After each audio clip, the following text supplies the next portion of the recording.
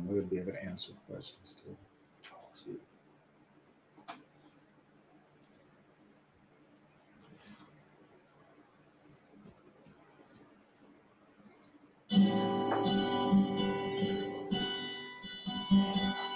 I'm playing that.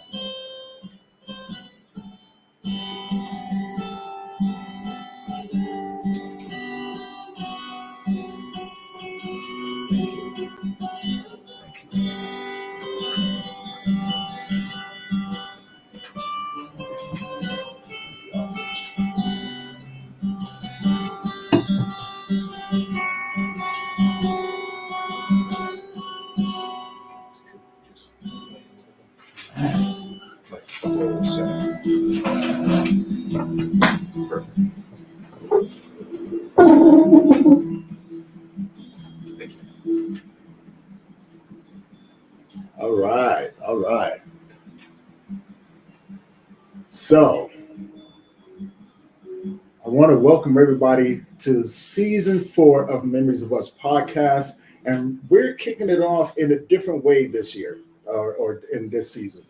I got my friend Mykk with me, and Mykk has this amazing story. One that, you know, it just brings tears to your eyes. But Mykk also has a really great gift. Mykk is a tattoo artist.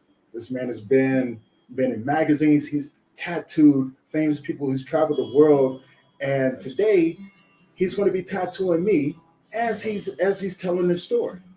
And I just want to say thank you, Mykk, for being here. Thank you. Yeah, man. And I'm gonna. Can you tell our audience a little bit more about who Mykk is? Where do you want me to start off at? Well, tell people where you're from originally. I am from San Jose, California. I was out there as a child.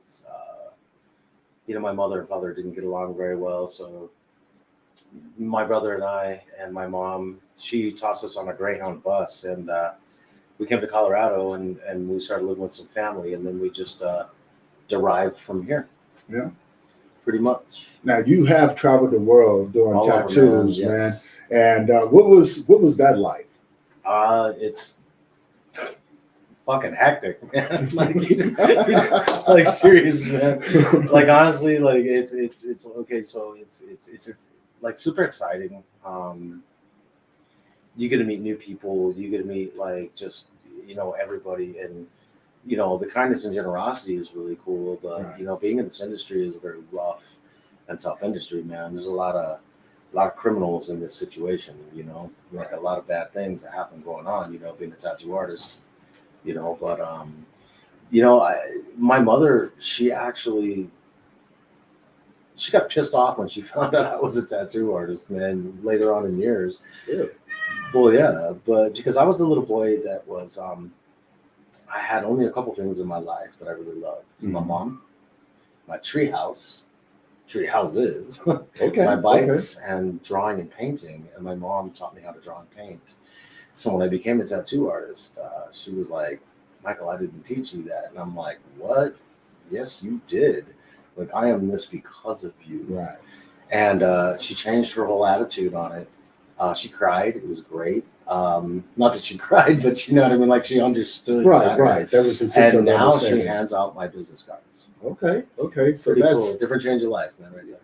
And I just want to back up a little bit because take us along the journey from when you was a child. All right. Because we all have this story, and yours is freaking amazing.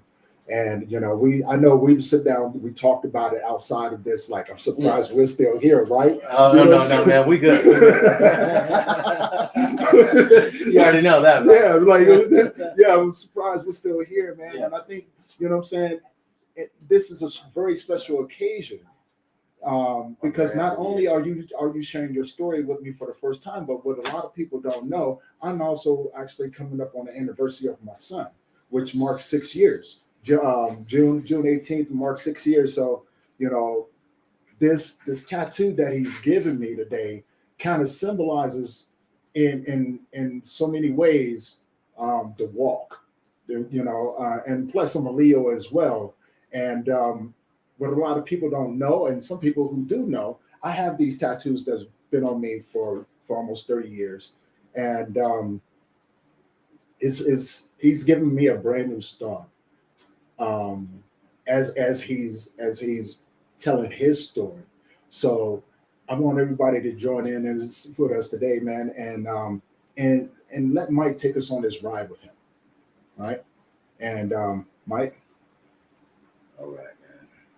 So you wanna go way back when I was little, or yeah, let's talk about your childhood, All man. right. So, like I had mentioned earlier, my mom, she's a wonderful person. You know, my dad was very abusive, but you know he ended up being just such a wonderful person in the end. He, you know, like I look back at things and you say, you know, hindsight, like you didn't know back then, Right, but you know, like now you understand it better. Um, so yeah, we lived in like, you know, trailer houses and like really shitty situations, right, you know, just terrible places. But we always had family there to help us, you know, our grandmothers, grandfathers, and my aunts and uncles and things like that. You know, they were always there, and we were constantly moving around. We were like just here and there and here and there, and finally, you know, my mother, she started working, which is awesome, but she had 3 jobs. She held 3 jobs down, and just to support me and my brother, and she worked her damn ass off, you know, hmm and she became a really, really wonderful mother. You know, she always was, right. but you know, when you get in trouble when you're a little kid, you know, you don't think your mom's that cool. Yeah, well, no, you know, because we get the hand Yeah, or, yeah, or the yeah, belt. yeah. We're getting that little butts Because hand and because stuff. that's real. Yeah, That's real old that's for school. real, man. That's for real. But yeah, you know, I was always an artist because my mom taught me. She taught me some really, really beautiful things in different ways, you know, of like interpreting things and looking at art and style and just actually even life, Right, you know. So what I did was I sponged that shit up, man, and I still use it to this very day in all of my thinking processes as well. You know, we had a tough childhood. You know, I was a little shithead, man, and I would start like fights. You know, I was a little thief. I did terrible things, man. I was just a little asshole. But you know, it caught up with me, and it actually kind of paved the way in some weird, sick sort of way, because you know, I got in trouble, and I'm glad that I got in trouble. right, I mean, it made me happy, you know, because I was like, well, fuck, man, at least someone's paying attention to me, you know. But I used to do some pretty terrible things. I was in several foster homes, right. and it's pulling up to teenage years here. Because my childhood was younger, it was just pretty much the same. It was just always, you know, this, that, and violence and getting beat and, you know, things like that is just not all right. You know, you don't ever hit your children. Right. It's just, you just don't, you know. Yeah, But as it progresses, you know, I decided I was going to be this asshole, and I started going to jail. Um, you know, as a very young child. You know, uh, 12 years old the first time I was locked up, then 13, 14, 15, and on into my 30s. You know, of just destruction within myself. But as I was younger, I was 17 years old, and I was in a foster home, and my foster parents were amazing. These people were just fantastic to me. You know, anything I wanted. You know, they'd buy me guitars all the time. You know, and like just wonderful people. Well, they surprised me uh, about 2 months before my 18th birthday, and they said, "Okay, now we just got you an apartment, and it's time to be a man. Hmm. It's time to grow up. It's time to do this for yourself." They got me a 2-bedroom apartment in the town directly next to them, because I was in Louisville, and then they got me a place in Lafayette. So I was just like just minutes away from them. But you know, it really honed me. It taught me how to be like, you know, responsible. Like, hey man, these are the things that you got to do. You know, you have a home. You know, right, so that pulled me out of a lot of depression. It pulled me out of a lot of you know, problems that I had in my life because I got to be this responsible person, right. and it felt great. You know, but then, you know, I started laxing and throwing parties there and keggers and just being like, you know, and I had to cut that. But the way I got into tattooing, there was a guy. His name was Ron. I'll never forget this cat. He was the coolest. You know, he came over to one of my parties one day, and he had seen me drawing. You know, and I was just like slamming out some pictures and whatever. And he, for some weird reason, had his tattoo equipment on him. I had no idea. I just barely met this cat, and he's like, you know what, man? He said, "You're kind of a natural. Like, you know, you gotta do this." Right. I said, "Nah, man. You know, I'm afraid. Like, I don't want to. You know." And he's like, "Come on, man." He's like, "You got this." He's like, "Let me look at all your art." So I was showing him everything. While everybody else is partying, I'm still being the artist. You know, I'm still drawing, and you know, like whatever. You know, that's where I'm at. You know. Yeah. And you know, he brought his tattoo equipment in, and he plugged all his stuff in, and he said, "Hey, man, so you ever tattooed anybody before?" It's like, no. So he pulls out a stencil, and he taught me how to slap it on his arm. And he's like, "All right, dude, you're gonna do this, and you're gonna do this right now for me." And it was a trip, man. I was like, "What the fuck?"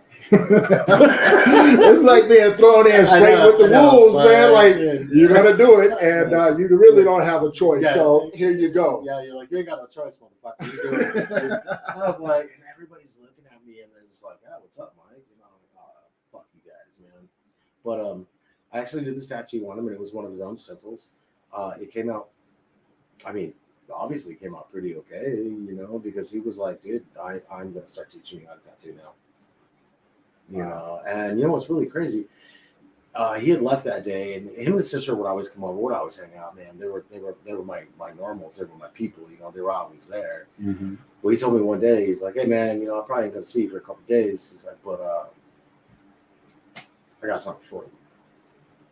And it was weird, you know. So I didn't see Ron for a couple of days, and I'm like, "What the fuck's going on, man?"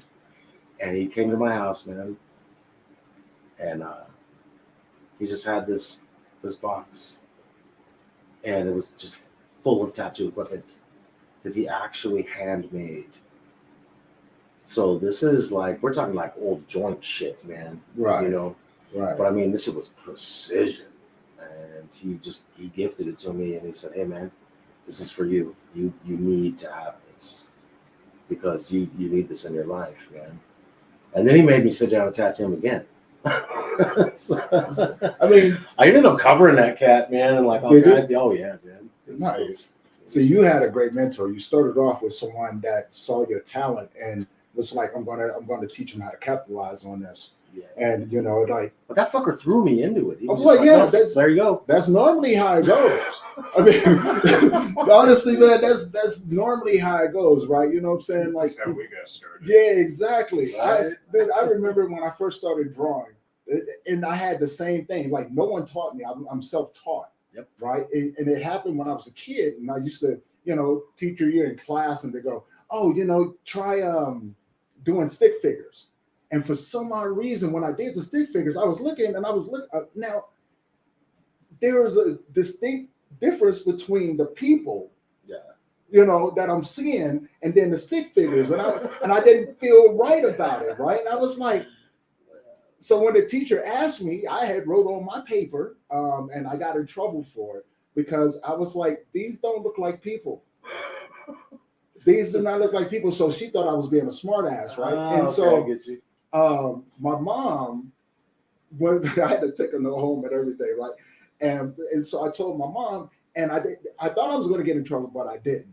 Right. You know, and it was just crazy because my mom was like, "Why would you write this?" I was like, "Honestly, Mom, I'm being honest. Like, it doesn't look like people." I said, "Mama, the stick figures don't look like people." Yeah. You know, and she goes, "Well, if they don't look like people, why don't you draw them to look like people?" Damn right. And so I started mimicking people. I would see people, and I had this amazing memory that I would sit down and I would go over it and over and over and over again until I got it right. You know, and then I learned about, I taught myself how to shade. I taught myself how to do outlines and things like that to make pictures because I wanted that to look like an actual person. And I never understood why, But I knew that if a person balled up their fist or had the hand like this, or whatever they're doing, there were certain wrinkles. You want to capture, and I wanted to capture it, right? And every last one of those wrinkles, I know have some shading into it. I know it has shadow, and so I started teaching myself that way. And Mom, she really supported it, and I started this ever since I was a youngin', right? Ever since I was young, drawing on the walls. Oh, shit, dude. Me too, man. I get my ass in trouble. Oh man, Dude, I started spray painting my walls, man. With stencils. My mom kicked the shit out of me. She was like, "What are you doing, Michael?" It sounds like we both had the same problem. We had the same mom, dude. Man, it sounded like they were sisters, man. Like, hold on. But I appreciate the space to be creative and everything, because it made more sense to me, and I never understood why. And but I do come from a long line of uncles and aunties who drew.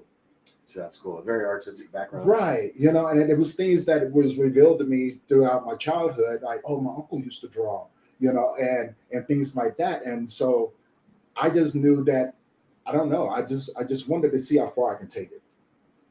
Damn right. And I was really heavy into comic books. Haha. So was I. Yeah, I was really heavy into comic books, man. Yeah. And I remember looking in the newspaper, and they have like the little adventures of Spider-Man and the little comic book section. Do you remember the little one? It was like, draw me. And if you draw me, you send it in, you get like a free scholarship. Yeah. I don't know how many fucking times I did that. I never got shit. I won twice. It was fun though. Did you really? I won twice. Damn it, man. And you did better than I did. I just never did anything with it. Like I thought it was just, I'm a kid. Sure. Who's going to believe that I just drew this? Everybody. Right? Everybody. Well, only those who knew me. Yeah. And it wasn't until later on in life, when I started getting in trouble in school, I would do all my schoolwork. And I would sit there, and the teacher would be talking, but all the schoolwork is done because that same thing in your drawing, and then you get in trouble for it. And I get in trouble for it, right? And I was just like, and I got in so much trouble for it. I was just like, man, how am I getting in trouble? But this is what I enjoy doing. So I always respect artists. I remember artists like Gorbachev, and he was an excellent illustrator, dude. I just remember just going and just studying his work and just fantasizing, and then I would have things in my head and I started drawing my own stuff. Right, and that became amazing. And then inspiration, from there, it was inspiration, man. But if my mom knew then how I got my comic books, she probably would whip my butt. Because you were ripping them off, huh? No, I was. So was I, dude. Yeah, the new market mall. Right down my shirt, throw my shop, like what? Man, I had two buddies I used to roll with, and we used to go up there, man. And and we go straight to the comic book section, right? We kind of like spread out and stuff like that. Yeah. The next thing you know, we got comic books all in a waistband and stuff like that. And it was freaking crazy, dude. And I would take them home and sit up there and read them. Then I had first editions of a lot of other comic books, and like Superman and X-Men, Avengers, the X Factor, things like that. And I had first editions that was still in the plastic. Oh wow! And I think I said, oh my God, forgive me for this, but I had over 4,500 comic books, like in boxes, still in pristine condition. Damn, dude. And when I left home, I don't know what happened to either one of them. But also, leads into the next stories, right? You know what I'm saying? Because we kind of walked similar paths along the way, getting in all the trouble, hanging out with the wrong people. Yep. You know what I'm saying? And things like that. So let's talk about that a little bit. Right. What you want? What you got? Want to start putting this on, if you want? Yeah. At the top. So what you wanna hook this up right now? Yeah, if we can, we just do it while we talk. We can talk and we can do this at the same time. Yeah, because I think this is where So we're talking about like when I started getting in trouble. Yeah. Because we talked a little bit more about that. Hell, we even know some of the same people. Oh yeah. Which is fucking weird. Which is weird. It's very weird. But it's like man, I used to roll down that way. You know, a lot of people don't know that about me, man. Like I used to be a little pool shark. and an alcoholic, and so hanging out in the wrong. Well, I never know they were the wrong bars. Well, yeah, because like, hey man, it fucking felt right for you. So like, how do you know what's wrong? Yeah, well, I mean, it was close to where I was working at, and I was staying in a motel at the time. Yeah, and and the bar was right there, and I enjoyed drinking. Even though drinking also cost me a lot too, but most definitely, some of the same people, man. Yep, most definitely. I don't know, when I started getting in trouble, I got to the point where I mean, I was young when I really started getting in trouble. Mm-hmm. I was I was a car thief. Like, I still have a big thing with fighting. Like, I like to fight. So I had gotten like several assault charges, things like that. But I'm not like the person that's like, okay, let's fucking fight right now. Like, Right. I don't go looking for it. All I know is, guess what, man? If it's there, buckle up, motherfucker. Right. There's no turning back from that from a certain point, man. That's just how it is. Yeah. But it turned me into a different person. Man. I wanted to be like, that's all I ever wanted to do, bro, was fight. Yeah. If you want to scoot a little bit closer for me, most definitely. Rock and roll. Okay, because I'm gonna be right here for you, brother. And then what I'm gonna do is I'm gonna wipe this down, and then I'm gonna have you stand, and we're gonna put the stencil on properly, because I don't want to have any sort of movement within it. So this alcohol is just drying the shit out of your skin for me, because we want that stencil to stick like a motherfucker. But back to the trouble. No, dude. I didn't want to listen. I was one of those guys that was just like, fuck you, I can figure it out on my own. Right. And I couldn't have been more wrong. I couldn't have been more wrong. I was just a troublesome kid. I started getting in a lot of trouble, by stealing cars and breaking into homes and stealing from stores. I ended up, go ahead and stand up. Yeah. I ended up being, ended up going to a foster home, but like several foster homes. But then when I went to jail, it was quite a different story. Can we cut the commercial right now? No, go ahead. Well, I need to get some shit to make this shit stick, because that means I got to go over there. Oh, no worries. Because I don't think this is going to do it. You'd be surprised. Yeah, but this shit wipes off, man. That's the thing. So what I need is stencil stuff, and it's like on order. So I'm hoping that this is gonna. I don't want to fuck with that sun yet.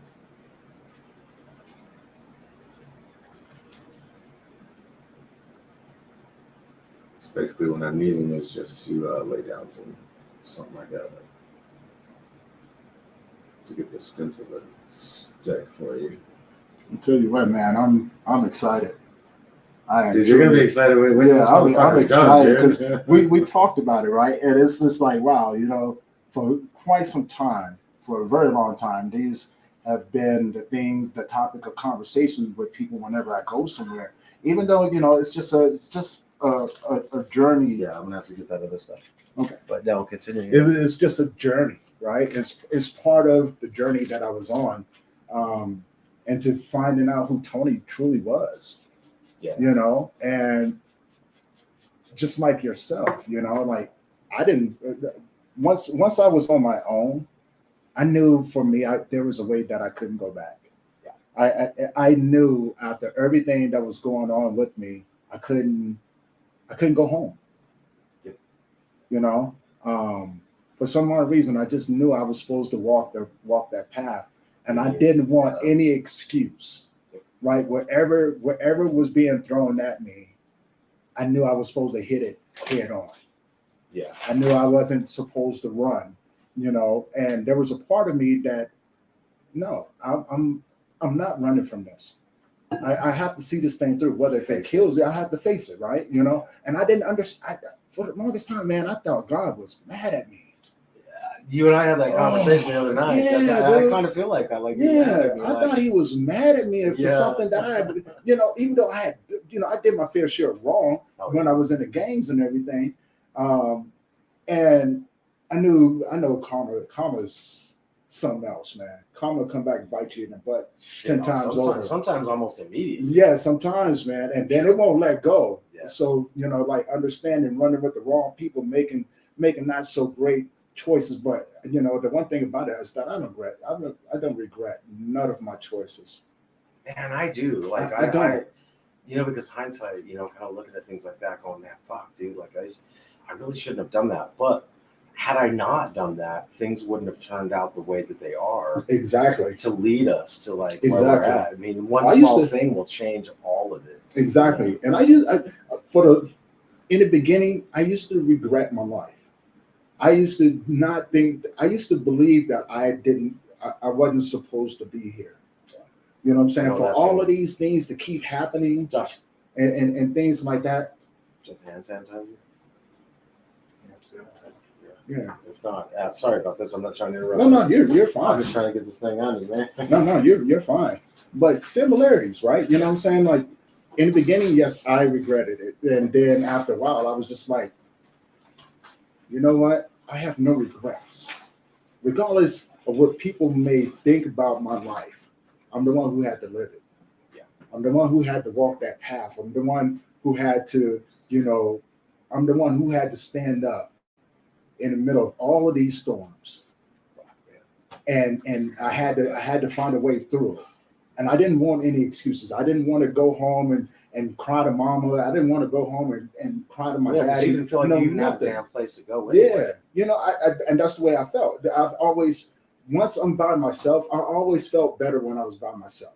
Yep. And never understood why. And then as I started getting older and maturing and things like that, I was like, wow, I've been alone for the majority of my life. I mean, yes, I've met people throughout the journey, right? People who helped me out, people who were blessings when I didn't think that I was didn't think I was going to make it, especially when I went to prison, Dude, when I went down, it was fucked. Oh my God, dude. I mean, I ended up going to prison for a crime I never committed. Yeah. And they still sentenced me to 5 years. So they ever catch the cat who did it? No. Well, I knew the cat who did it, but you know that rule, man. You don't go around. You don't go around doing stuff like that, right? You just keep your mouth shut. Yep. You know what I'm saying? And hopefully the dude that you're doing this for would take care of you.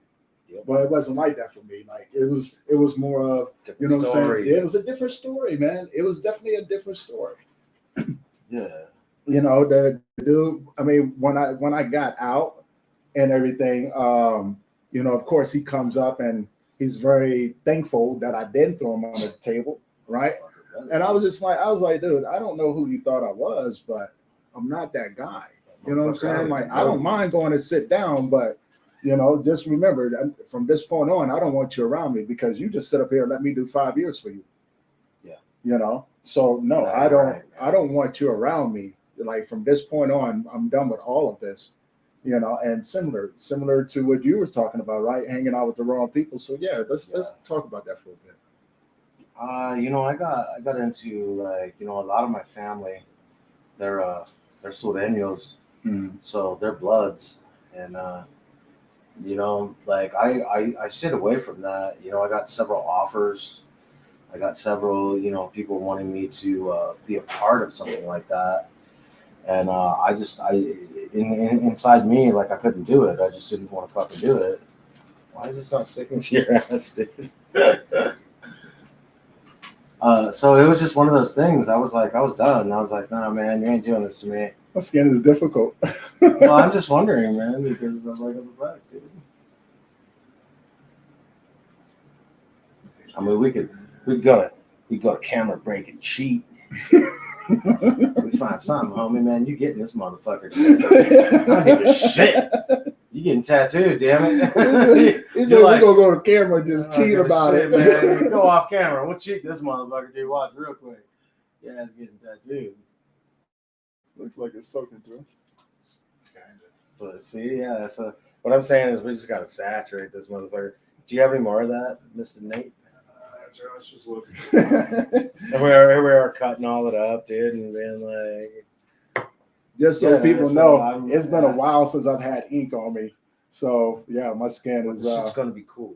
it's going to be cool though. You know what I'm saying? You guys get to witness him doing the tattoo live, which I feel that's pretty exciting, man. Oh, dude, I'm all about it, man. Man, It's you just know, gonna be fucking wicked. that's freaking exciting to me, man. Yeah. So we got dark. We got darker. There we go. So yeah. what were we? Yeah. Yeah, tell me. let's talk about when you got when you started getting in trouble, hanging out with the wrong people. I just it was exciting to me. It was an attraction. Mm. It was like hanging out with like outlaws, man. And like all these, like because a lot of my family, they're Sureño, but also the other side of my family, they're all bikers. Yeah, So it's like, I mean, fucking diverse, man. You know, and I was always just like laid back, like lowrider, man.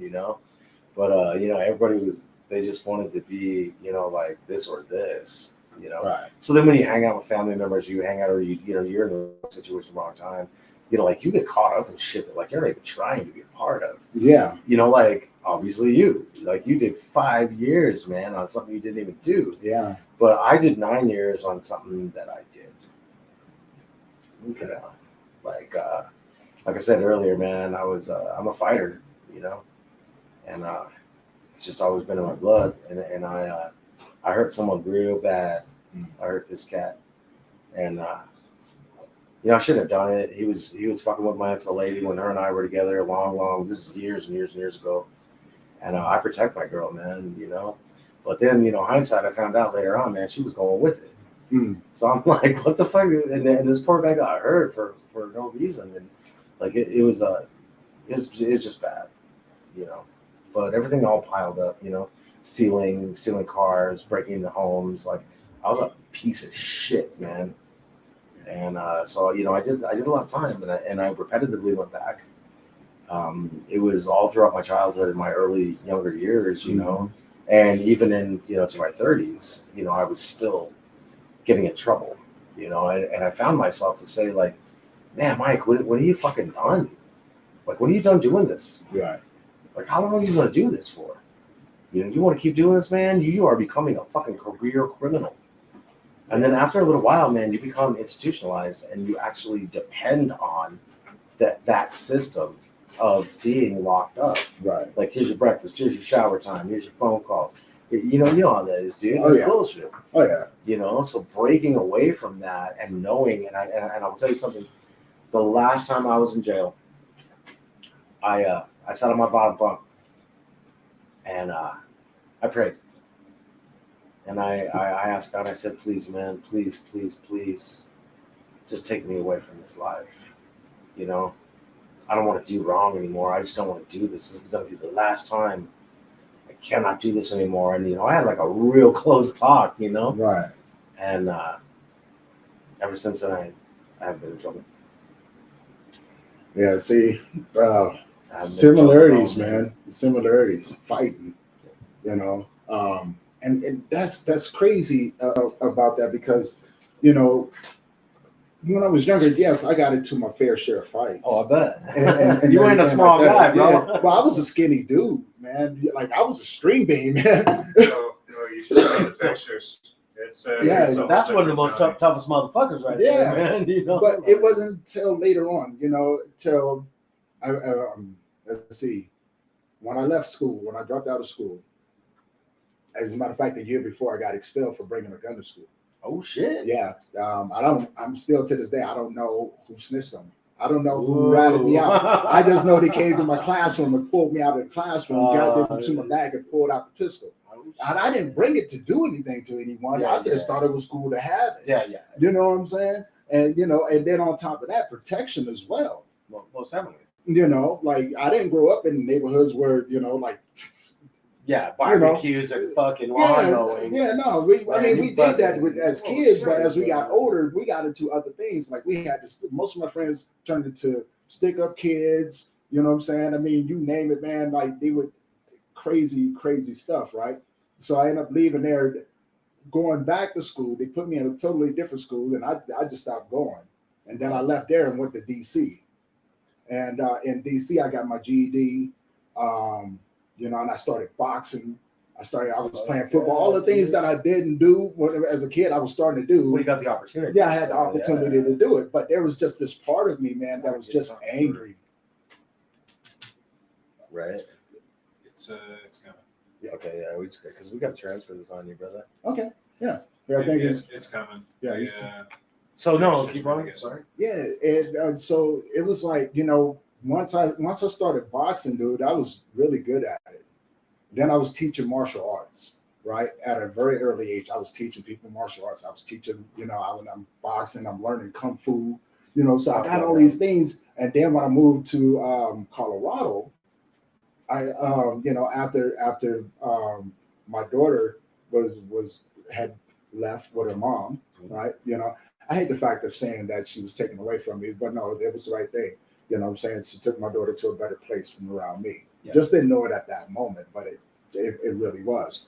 And then, after that happened, I had a chip on my shoulder, but I've always been an angry kid and never understood why. Even though I was laid back and I was quiet and everything, man, I was like, if I kissed it, I was always mad, and so I remember back in the day, down in Denver, they used to hold like these weekend cage matches and stuff that went 72 hours. I mean, the full 72 hours. So it was full 72 hours, and you fought until it was a process of elimination. I came in twice, second in there. Okay, and it was just off the chain, dude. Dude, that's just dope. Yeah. Those are achievements. Well, no, not really. It was because I was angry. But the dude that beat me, he beat me twice. He beat me one weekend, and then he beat me the next weekend. And he never knocked me out. He never knocked me. He just got higher points. He just got higher points than me. Okay. But there was actually no rules in it, right? You know what I'm saying? So you fight till you can't fight no more. And eventually we just ran out of time. But I still think that's an achievement because it's like, the stamina and like you worked for that shit. And you're like, dude, you ain't fucking with me, and but it's still an achievement. It's something that you can say, I fucking made it through that. Yeah. Especially getting the shit kicked out of you. And that happened, man. Like they would come and just bam on you, dude. Like, and they had no weight classes, right? Oh, yeah. So there'd be many a times where, I go in, there was a couple times where I went in and at that time I was probably about 165 pounds. Right. And I get inside this damn cage with this dude, and it's like chain link fence cage type shit with a door. And it's just inside this building. And I go inside of this thing, man. This guy walks in. I'm just looking at him like, you're like, fuck, this dude is like 140 pounds bigger, heavier than me, like 300 pounders, right? Yeah, man. And it's that fear that took over and that flight. Yeah. Look, I found out early on that I don't have a flight mechanism. Just gotta go. Yeah, I don't like running. I'm not a track star. That's how I am, man. Like if you, I'll run. Let's do it, right? And that's exactly what happened, man. And me and this dude went at it, and that's when I realized I was unorthodox in my strength. When me and this man locked up, this man had me. And I grabbed his arms and pulled away from me, as strong as he was, and I turned around, man, and just started whamming at him. Then gave him a couple of leg kicks, and he fucking went down, man. I started beating him in his head, and he just hit the ground. He just stopped moving, and I was just like, cool. That's how it was for me, man. Yeah, doing what I did, man. That's what got me my fucking time. Like, man, I didn't quit. I just kept going and going and going. Right. I was kicking him in the face, kicking him in the head. I broke all kinds of ribs, man. I just kept stomping him into the fucking ground. He was already on the ground. I didn't give a fuck, man. I was just like, dude, I'm gonna fucking paralyze you. And the whole thing was, thankfully he ended up being all right. But I mean, talk about shame. Talk about being ashamed of yourself. Yeah. Because you can like try and glorify things all you want. Like, yeah, I kicked this motherfucker. Big fucking deal, dude. Yeah. There's nothing good to be glorified about it. It really isn't. There's nothing good about it. There's nothing loving about it. It's like, I mean, and then you really have to start thinking further. Like, what did I not only do to him, but what did I do to his family? Yeah. How do I know that he didn't have, a couple little kids at home, a son and a daughter, a wife worried, a mom, and things like that. And it just comes to you, like, what the fuck? But at those times, you're not thinking about that. No, I tell you what, I didn't think about it neither. Yeah, not at all. Once I started being real active in the game and everything like that, Man, I did not care. Yeah. And you know, the crazy part of people, you know, people always assume that I joined the gangs because I didn't have family, and that's not true. I joined the gangs. Hell, half the people I used to run with, I didn't even like. Yep. That's the sad part about it. Like but that's the how it gangs, always falls, dude. That's how right? it always falls. Right. I was taught at an early age not to have personal connections to these guys because you never know what's going to happen. Same And thing you in know the what I'm tattoo saying? industry, man. You work with a motherfucker you can't stand. Exactly. You gotta just be like, "What's up, homie?" Yeah. You know, it is And that's what it was is, yeah. like because well, look at it this way. If something was to jump off, right? You know what I'm saying? I'd rather have these dudes around me because I know they're gonna be there with me. Yeah. You know what I'm saying? But on the flip side, well, you're a cushion. Yeah. You're a cushion. If they start shooting, I know what you're going to do. Yep. You know, and so that's going to give me more time to do what I need to do, right? And so I just didn't have. And there was a couple guys, man, that I made that mistake of, you know, and not really a mistake. I think it was just a blessing. Meeting. It was like a handful of us that just hung out together. That was like family, you know. And you know, I got one of them tattooed on my arm right there, Yeah. you know. And he was the one that I was telling you about earlier that got killed in Adams County by a skinhead, right? Yeah. And the night I went to jail was the night that we was going downtown to go ride on the skinheads. Oh shit. Yeah. So let me ask you something, man. Yeah. Do you want to? I really like this, man. We can get rid of this, you know, eventually. But this, do you want to keep that? Yeah, I would like to keep that. I That's a would- good I memory. would He was a like good to- dude. Now, right here, is that kind of like a lightning bolt, sort of? No, it was supposed to have been like the little asterisk. yeah, like a little Okay, asterisk. And what's this right here? It's that's a- LOC. Okay. Yeah, LOC. And we was trying to do it in Old English. Oh, but, no, man, you know. because I got a really good idea. So if we can't get this fucking stencil to stick, we're gonna hit that one up. Okay. How about that? I'm gonna deck this motherfucker out, dude. So you still want your RIP? Yeah. Yeah. Cool. Because I got stencil stuff on the way. It's like fucking being ordered right Yeah. now, but it's like, you know, this shit I can just I can hand draw. We will have hand sanitizer here in a couple minutes. free hand. Well, yeah, if you want to do it, if stuff, you want you to, know what I mean? yeah. Well, he's So gonna- let's do this. We got all day. We can keep Yeah. Let me. So, yeah, why- I'm gonna do, Yeah, while you doing that, he's about to freehand some stuff, man. So I'm really excited. Really looking forward to seeing what he's coming up with. And So I'm gonna make this like it was before, like it should be, but I'm gonna deck this motherfucker out. okay.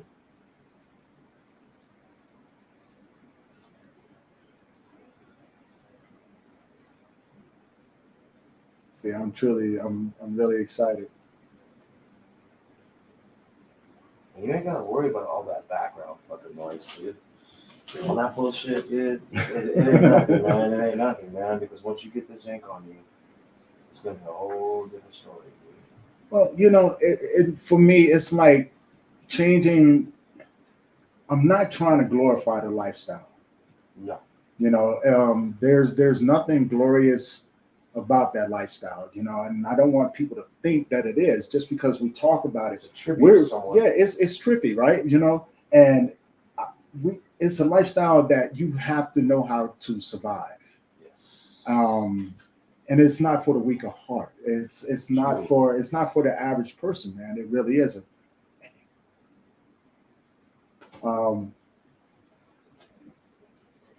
So you know, I mean, I don't want people to think that, you know, don't wake up tomorrow and go join a gang. I'm really do not do that. It's something that you don't understand. It really isn't. And the meaning behind it is totally lost. You know, the things that we believed in, which got us into, you know, wanting to be a part of it. It wasn't the violence. It was more of, hey, you like know a what? belonging. Yeah, it was It made you belonging. feel like you had something. Like you was doing something for the community. Yep. Because that's what we did in the beginning. Like we went to the elderly's homes. We took out their trash. We mowed their lawns. Oh yeah. Right? You know what I'm saying? If they wanted something from the store or something like that, my mom, that was one of the things that she made sure that we always did. You know, like go over and get Mrs. You know, such and such trash and take it down. Damn right. And you couldn't ask for anything, right? You know what I'm saying? She goes, you weren't allowed. yeah, you wasn't allowed. You did it because it was the right thing to do. And respect for your elders. Yeah, exactly. So we was taught that. if we saw a woman and her kids I think that's go, important. I like that. If we saw a woman or a family with their kids or something, we would walk them across the street, things like that. So Dog, man. yeah, like we were taught to be respectful, man. We were taught, like to look out for each other and stuff like that as a community, and that's exactly what it was supposed to be. It was supposed to be in a community. We police ourselves, right? Because back then, that's when things were starting to go rough. Then with the police, right? They beating up on people and things like that, and it was just something that didn't need to happen. But yet we were, we got friends and family that have been beat up by the police, that have been shot and killed by the police, all of these different things, man. And it was just like, no, we got to stop this. This is not right. This is totally not right, right? Like, why should we have to? But in some point, we allowed it to become our norm. We really did. We allowed that to become our norm, right? Well, because it was just most acceptable. Right. It was the easiest acceptable. to accept. Right. It was easy to accept the police coming into your neighborhood, beating up on somebody, and you just sit back and watch. Right. Yeah, it was just fucking normal. It was just normal, man. Like, and like homeboy's getting fucking stuck today. Sorry, bro. There's somebody going to jail, but it ain't me. And everybody would sit back. But the crazy part about it was everybody would be mad that it happened, but no one did nothing. Yeah, nobody did shit. No one did anything. Okay. And so, well, it was like, what could you do at that point in time, though? There's like no. If you think about it, there was a lot that we could do, especially when you got 4 cops in a community. Right. We outnumber you. Oh yeah. But it was like, motherfucker, you're the minority. You're the minority. Bitch. This is how this is working out right now, right? Fucking happening to you, fool. You're the minority. This is the way this is working out. But no, man, like, and the same thing with you, like being part of both of them, being part of the Serenos and having family and as bikers, and if I'm not mistaken, the Sons of Silence, right? Yeah. Okay, so and again, our stories kind of tie into each other, which you guys will find out a little bit later on down the line, and it's kind of amazing how it tied in. Yeah, like I said, we probably run across each other, and we had to, right? And not even once known it until at this moment. So y'all keep me. Just follow with us, man. This is gonna be amazing. So I don't know if you guys seen that or not, but he just freehand drew this on my arm, and he's gonna tattoo that we're gonna recreate it. We're gonna recreate something that was a good memory for him. Someone that was very special to him. Right. So we're gonna recreate this for him. Now this is just rough draft, bro. Watch what I do. All right. I'm gonna wash my hands, use the bathroom real quick, and we on. All right. So you guys stay tuned. We're gonna start. If you guys need to get up and go grab something to drink, come back and join us as we continue this. I'm really excited, and really looking forward to. I'm really looking forward to going on this journey with him. So if you guys give us a minute, we're going to take a small break, and we'll be right back.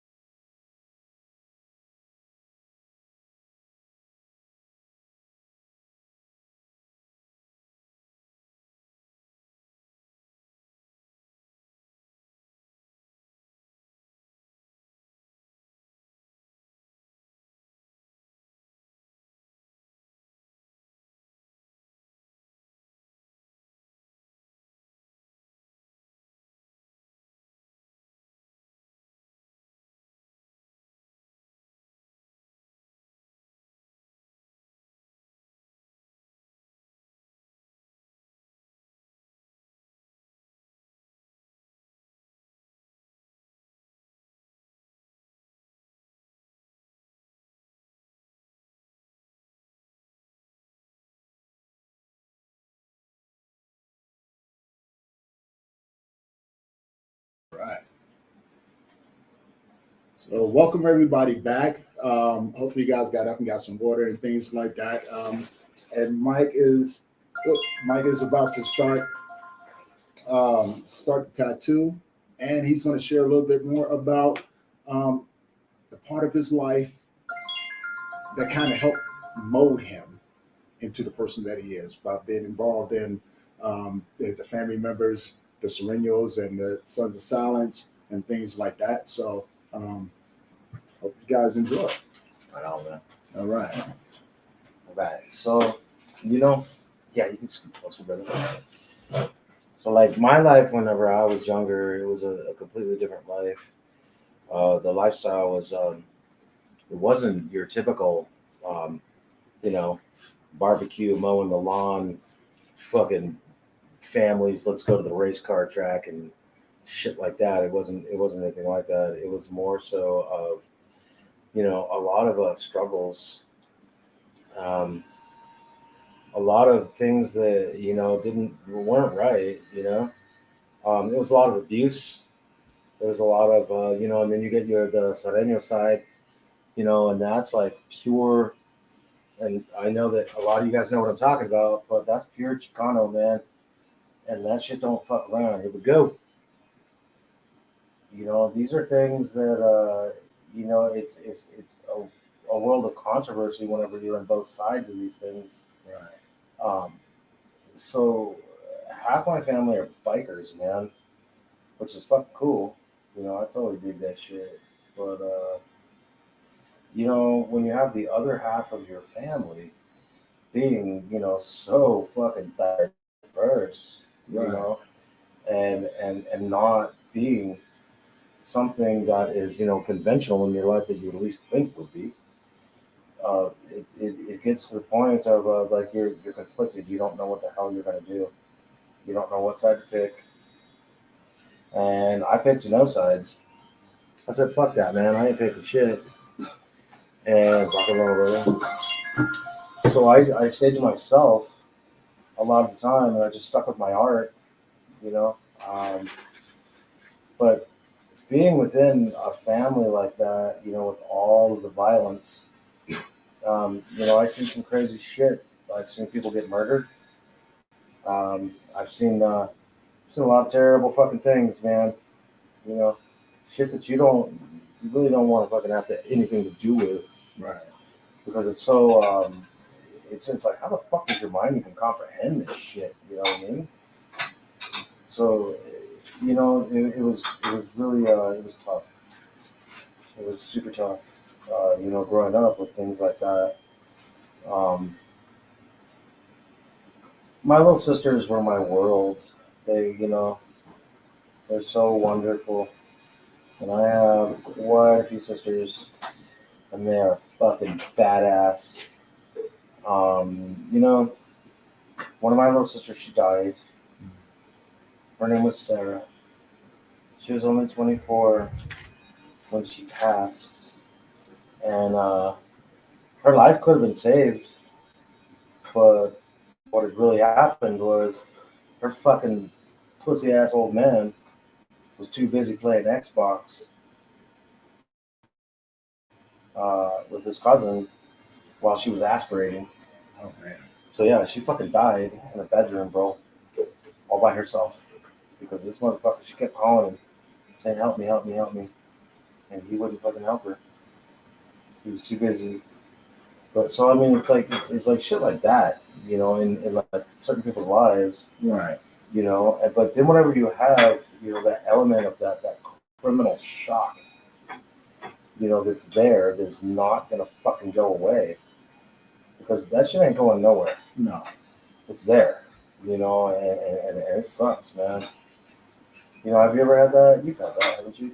Yeah. Not with my little sister. I have a younger sister, and she's my best friend. Yep. She's always been my best friend. Yep. And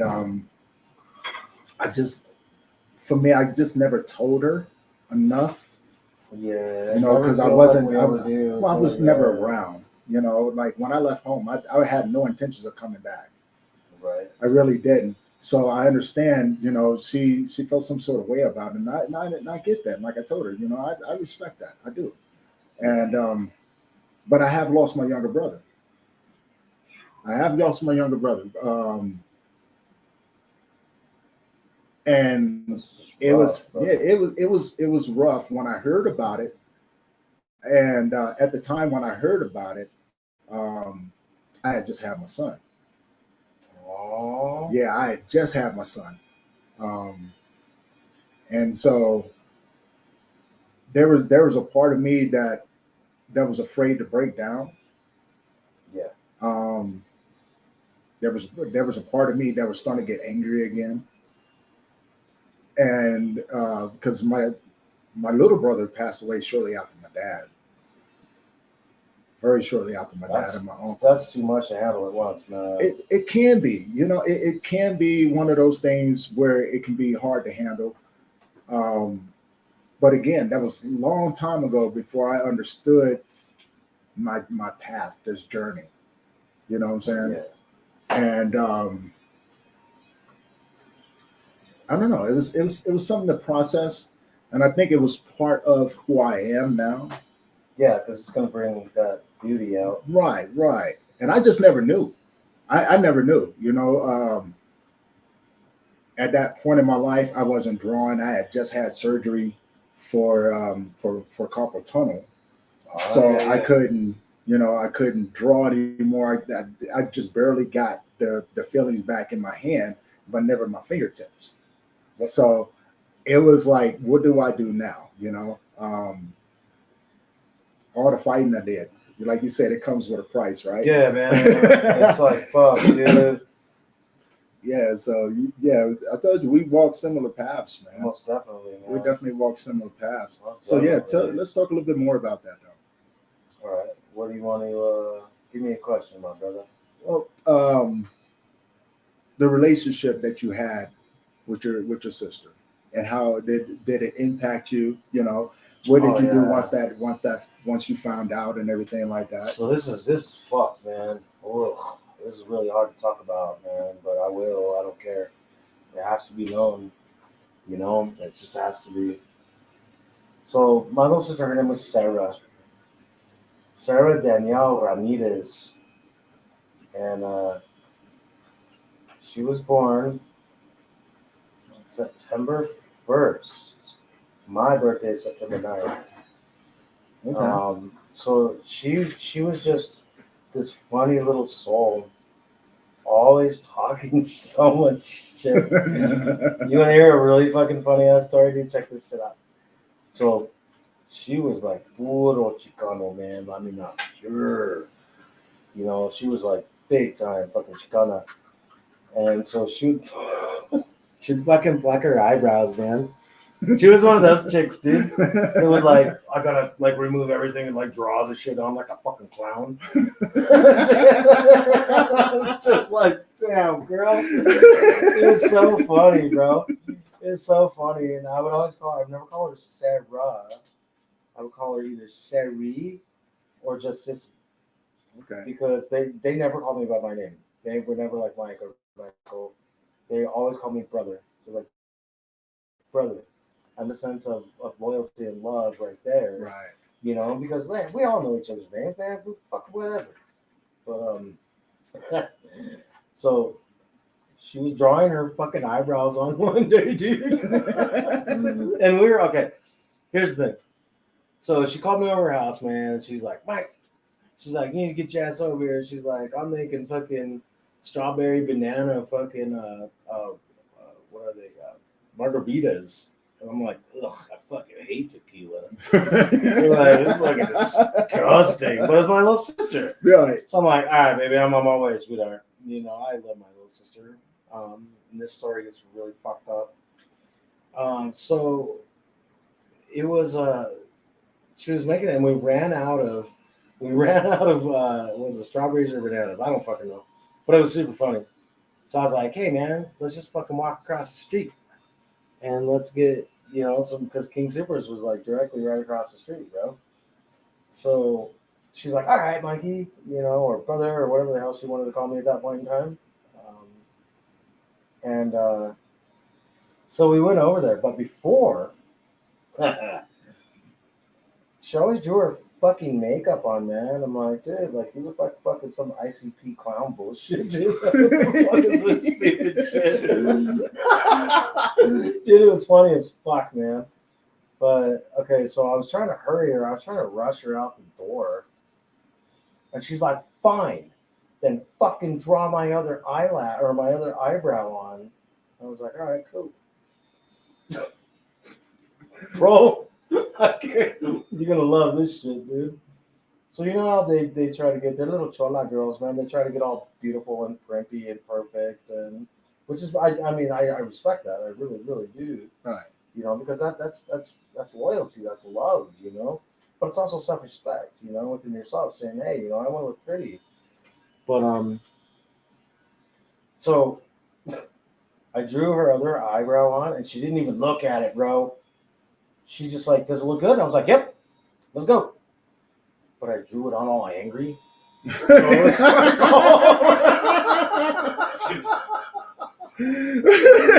Bro, I drew it on. She was all like a permanent snicker on her face, dog.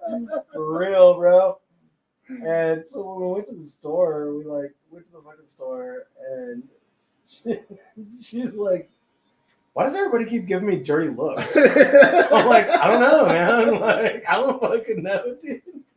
Oh my god. Yeah, that's bro. hilarious. Yeah, dude. And so finally we got back to her house because, like I said, she lived like right across the street, man. And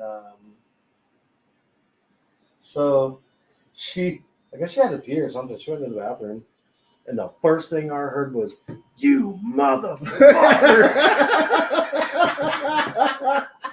Dude, it was so badass. It was so badass. She was like fucking. She's like, "How dare you, Michael?" There's only very certain people in my life that can call me Michael. Mm-hmm. You know, and you know that's one of the things. My old lady, my sisters, my mom. Anybody else call me Michael, dude? Man, it's time to fucking throw down. You know, like, you don't fucking call me that shit. You don't know me that well, fucker. Well, unless you do, like, and if you do, then I mean that ain't gonna hurt my feelings. You know, I'm gonna be like, all right, cool. But yeah, dude, all I heard was, "You motherfucker," man. And she came out, bro, and just the look on her face. I mean, it was already like she was all pissed off anyway, dude. But she even had like a more mad fucking face. And I was like, oh. Of course, you just drew her eyebrows angry. Of course, she's not. Shit, homie, I got her twice on that. You let her walk around like Dude, that. dude, I know, man. But I got her twice on that shit, bro. I got her twice on that. The other time, check this out, man. She's a kiss freak. She was a kiss freak. Okay. Old school kiss with the makeup on. I taught her that when we were just little kids, man. Well, she was little. And they would always be, you know, they were always listening to my music, you know, like Kiss and Slayer and like old fucking death metal. And so one day we were just shit-faced hammered there. Just stupid people, you know. And she's like, "Brother," I was like, "What's up?" And she's like, "Make me look like Kiss." I was like, "What?" No, you didn't. Yeah, for real, dude. She busted out her eye pencils or whatever the hell they are. And I got her fucking twice in the same store, bro. I ain't even joking, man. I can't make this shit up. Like, so we ended up actually going back to the fucking same store, man. And she was like, she kept getting these comments. Everybody would be like, "Yeah," doing that shit to her. And she's like, then we went to the liquor store. And everybody was doing that. And then this one dude at the fucking front counter of King Supers, he looked at Sari and he was like, "You are so fucking hot." And I was like, "Oh, dude, do I gotta beat you up? Like, dude, I'm gonna fucking kick your teeth out, dude." You know? But, you know, he meant well. I mean, he wasn't trying to be like an asshole or anything, you know? So he meant well. But he said, "I fucking love Kiss." And that's when she caught on, bro. She was like, "What the fuck? I forgot I had fucking makeup on, man." But yeah, it was pretty funny. But she passed away. Um, she had a little boy. His name was Dorian. Um, she was so this is really serious here. She was a meth addict. So she was like really into a lot of fucking meth and a lot of fucking drugs, man. And I always told her, sweetheart, you're pregnant. Like, what are you gonna do? Like, this is your baby. And she's like, no, man, I got it. I'm like, man, motherfucker, you ain't got it. Man, you ain't got it. And so she had her little boy. He actually went down in the history books. He was born at, what was it, 1 pound 3 ounces, and lived. Wow. Yeah, man, it was crazy. So he was in Children's Hospital for a very long time, and he was about a year old when he died. And Sarah was just so addicted to drugs, and like, but she was off of them, So she was really good. She was completely fine, She had already detoxed. She already did all the good things that she was supposed to do and be a good mommy, you know. And so Dorian passed away. I was doing a tattoo run out in Reno, Nevada, and I was at the brand new Civic Center, and it was the fifth largest bike show on earth. It was the Sims Bike Tour, and there was like Hell's Angels. There's some Silence. There was shootings every night, bro. Every fucking night there was shootings. Like, it was bad.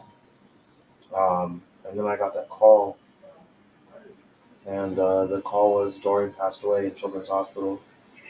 Yeah, it was fucking bad, man. So I took the rest of the tour off.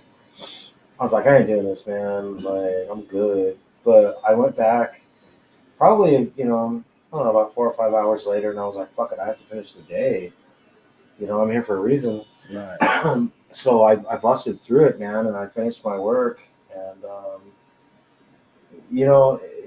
it still haunts me to this day, that poor little man, he passed, but it was my sister's. I mean, honestly, man, let's get fucking real. It was my sister's fault because she had him so addicted to meth, and you cannot have a baby and be a fucking meth addict. You know what I mean? Right. So, I mean, that right there, but he lived, and then he passed, and it was really bad, and it was super sad. It was fucking horribly crushing. I mean, it still breaks my fucking heart to this very second. But so it was about, and Sarah was never the same after that. Oh no. Yeah, well, Yeah, you're not. you're Never going to be. Oh no. That's You never something. I don't wish that on no one. Yep. Child loss. Oh my God, child Yeah, you loss don't. Yeah, is something that I never wish on any parent, any uncle, right? Because it still affects the family, but it affects the immediate ones, the parents a lot more. And it's a feeling that you can't really describe. well, I mean, I just okay. So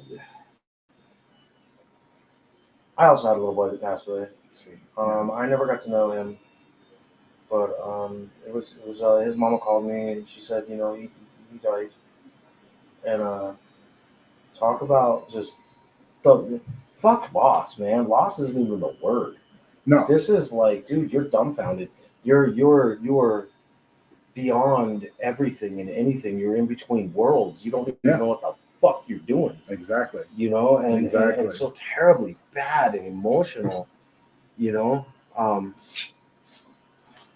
But my little sister, I kind of want to talk about that now instead of like, yeah, come on. So, when most people say, I buried my dad, I buried my mom, I buried a family member. Yeah. Have you literally ever buried one? I'm talking dirt on top of them. You're the one doing it. No. Yeah, so when Dorian passed away, they had him cremated straight from Children's Hospital. And a couple of years later, Sarah, she just couldn't take it. And she just kept, drugs. And then she aspirated, she died. I was already told me about that. Yeah. So it's highly illegal to um, mix ashes in Colorado. Like it's super highly illegal to mix any human remains ashes. I don't know why. I think it's fucking stupid. Hmm. But yeah. But so the funeral home, they were like, well, we're gonna do it anyway because we've known them for years, and so they mixed Sarah and Dorian when Sarah died. This guy, he didn't even fucking help her. She was choking to death on her own blood within her lungs. And he was too busy playing fucking video games, man. Talk about a piece of shit. I'll get to that part of the story here in a few. Yeah. But yeah, so when here, and this is really hard, man. Take your time. So my mom called me. She was like, "Son, I need your help. I have to have your help." And I was like, "Mama, whatever you want, you know." And she said, "I'm gonna bury Sarah today." I fucking lost it, man. I was like, "Don't you fucking do this shit to me." And then I like immediately I felt selfish. I was like, "What the fuck? It's not ain't nothing about me, you know?" Still hard. Yeah. But It's still hard. She said, "I can't do it, son. I have to have you do it." And I was like, "So I have to." She's like, "Yeah, you have to." So after the ceremony, there was only 4 people there. She had a giant fucking funeral before, but this was her, her burial. Um, so we kept it extremely private. Um, and the only 4 people that were there was my mother, myself, and Sarah's little kids, her babies. And my mom got all pissed off because they were like running around in the graveyard. I had a different thought on that. I thought it was beautiful. Well, Yeah, kids don't really understand. yeah. You know, I thought it and was beautiful. yeah, man. and I'm, in a lot of ways, I'm glad that they don't understand, Yeah, because it can be a lot, and in their little minds, hey, tomorrow's another day. We still want to see everyone, right? yeah, And sometimes it takes a little bit, but you want to try to preserve that innocence for as long as you can. yeah. You know, Most definitely. Yeah. I tried to actually kind of explain that to my mom, and this is the way I explained it. You know how I did it, Tony? This is how I explained it. I said, because she was like, "It's embarrassing, blah blah. You're not supposed to be running around." I'm like, "Nobody's fucking here, man. right? Like, dude, fucking chill out. Like, this is a bad enough day anyway, you know." And I'm holding my sister's urn with both of them in there, Mhm. my sister and her little boy, and that's fucking hard enough as it is, man. But you know what, dude? She started getting all like on the little ones, and she was like, "This is embarrassing," and blah blah blah. And I was like, "Mother, there's nobody here. There's nothing to be embarrassed over." And then I put it this way to her, dude. I said, "I'm gonna tell you what, Mom." I said, "Please listen to me. My mother's awesome. She didn't used to be. She's cool as fuck now, man."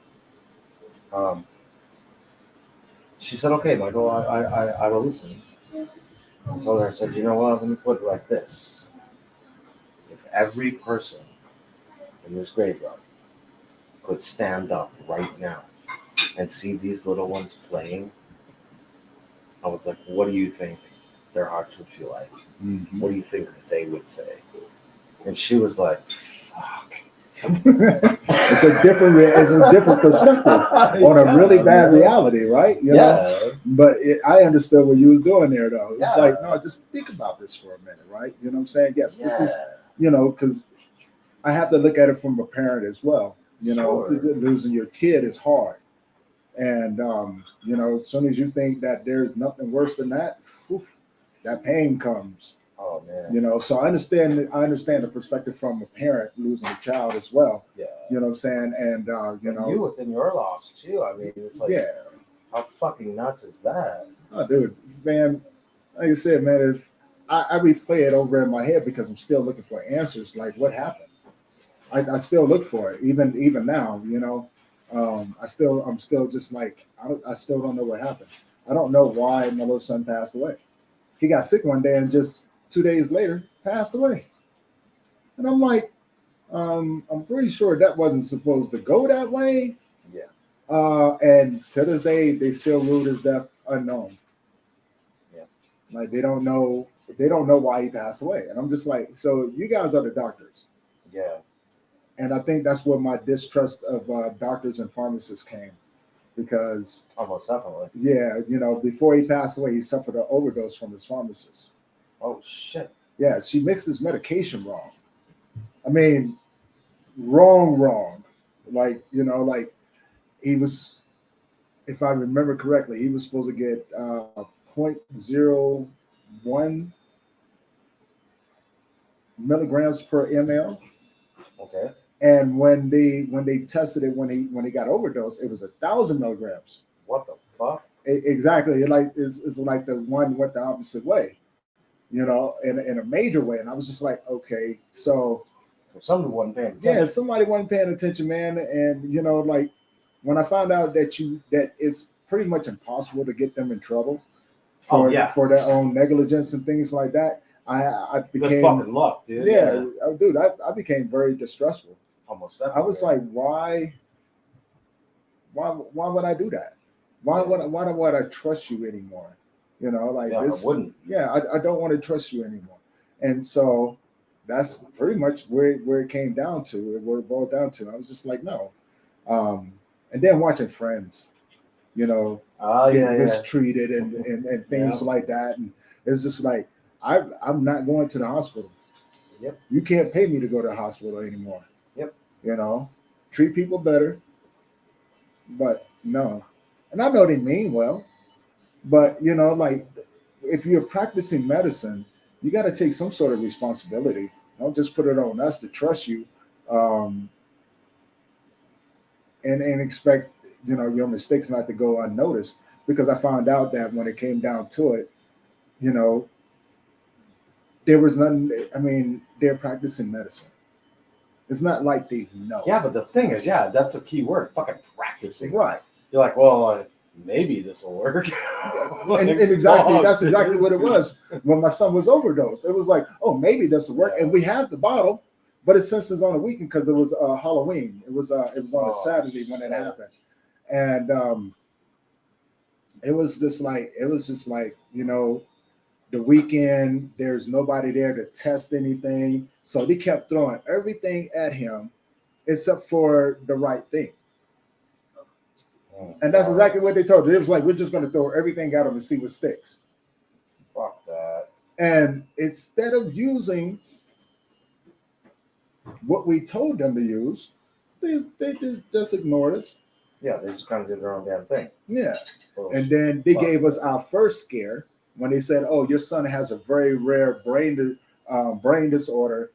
The sheeting on his nerves are being stripped away. Which is causing this, and that was a wrong diagnosis as well.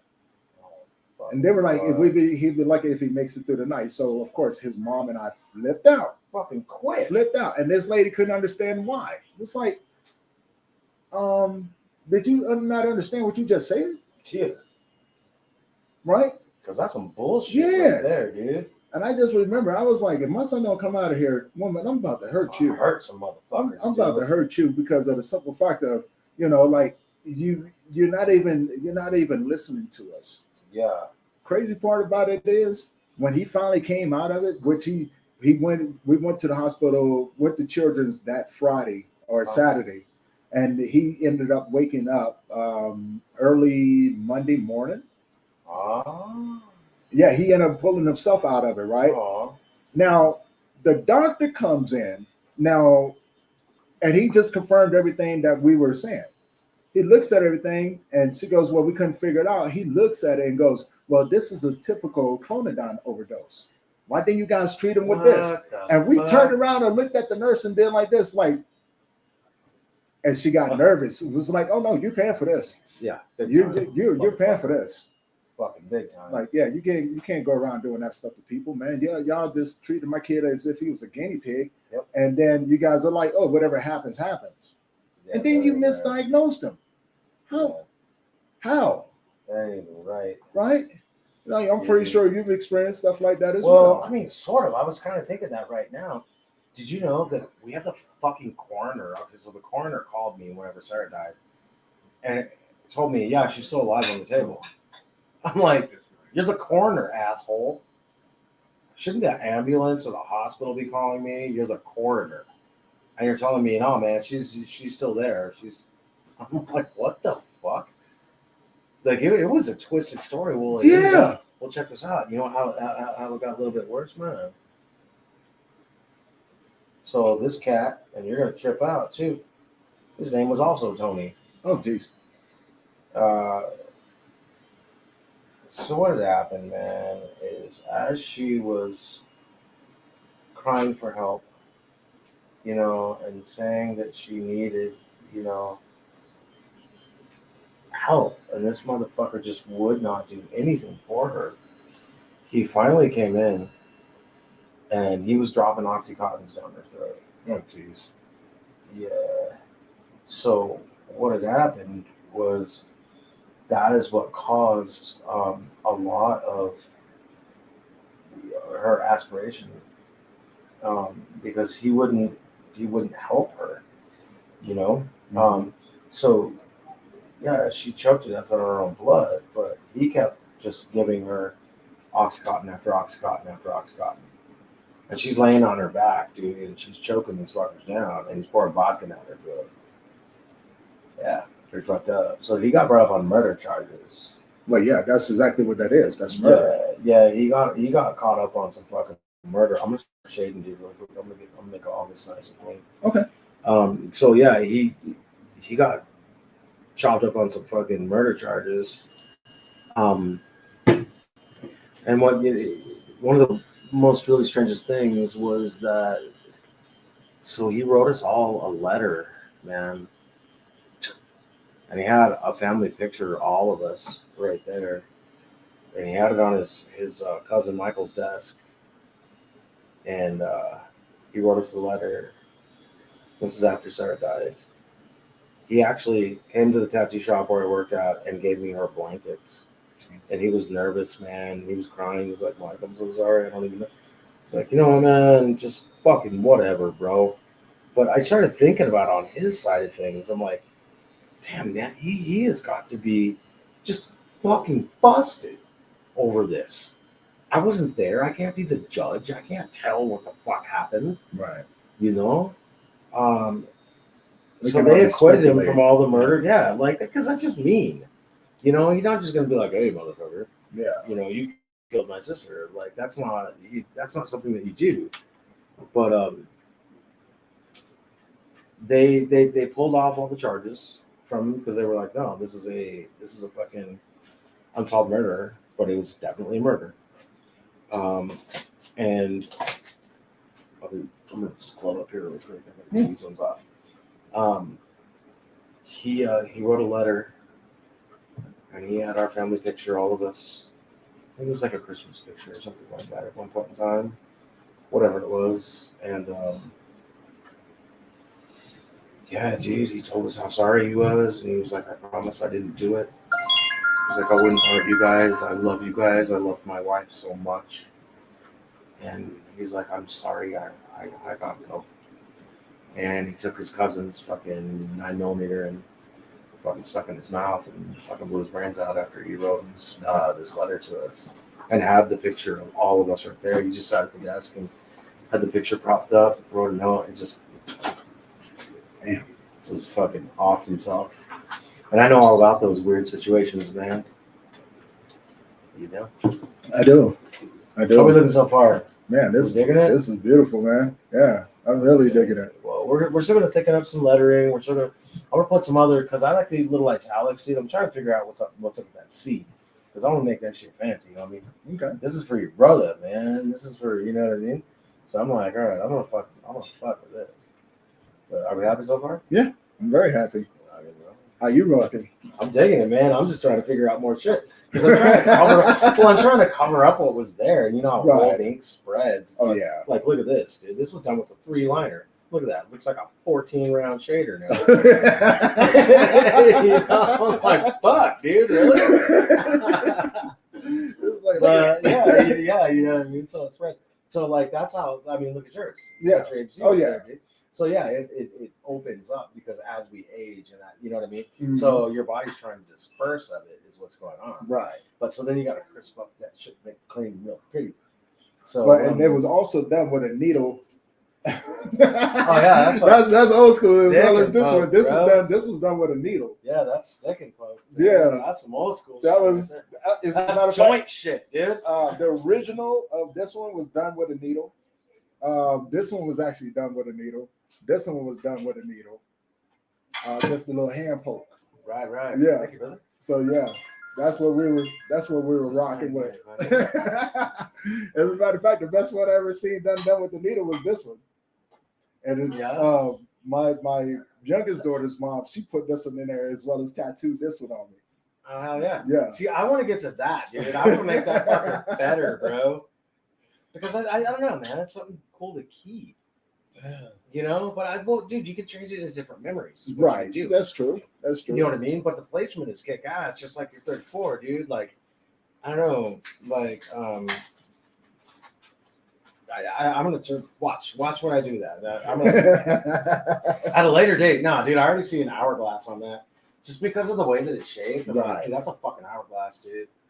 Just have to be Like, that's covered just up. gonna, yeah. Right, Well, I'm there. gonna use what's there, Right. but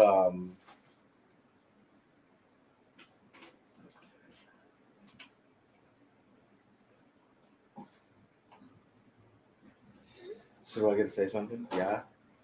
Yeah, if you want.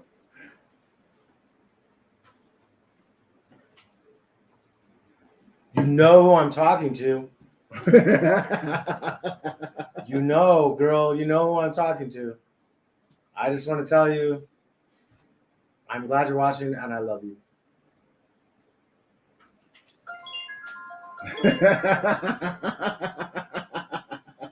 It's an immediate response. I hope so. I want to say there's a little bit more of a delay than Yeah. that was a little awkward timing.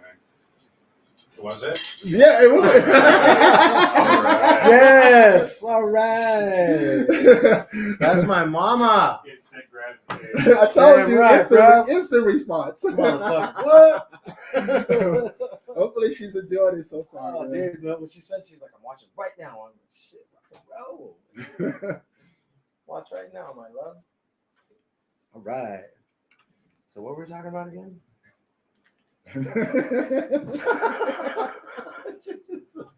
You're like, I don't fucking know. Hey, I shoot. We're just shooting it, Where man. we at right That's now? the way I was Oh supposed no, to be. you was talking about what you was gonna do up here, Oh, but yeah, before then we were talking about your sister's boyfriend committing suicide. Yeah. He stuck a fucking nine into his head, brother, and he fucking popped himself. Well, he popped himself in the mouth, and yeah, he let himself go, and it was really bad because at that point, man, you know, like I had already, like, honestly, within my heart, bro,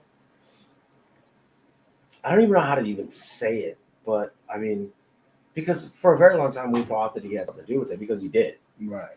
but I had already forgiven him, man. I was already like, fuck, dude, I know, in some weird, strange way, but I mean, it got to the point of, like, you know, that was also the cause of her death, you know. Mhm. So I'm looking at it, I'm going, well, it could have been different things, you know. But in my heart, like, literally, I was like, damn it, Tony, like, I fucking forgive you, bro. Like just talk to me about it. Just tell me, like, what the fuck, bro? And Right. I tried to make time with him, and he wouldn't, man. Homie, he wouldn't. He was, like, so afraid. He's like, nah, dude, you guys are going to kill me. He's like, this is it. He's like, my life's dead. He's like, you guys are literally going to, he thought we were going to fucking kill him. Well, considering. Yeah. And we were like, no, dude. But, I mean, I didn't have the forgiveness for, what had happened, per se. But I had the forgiveness of, like, look, I want to understand. I want to know what the fuck is going on, So I was really trying to make some good time with this cat and understand what he was feeling.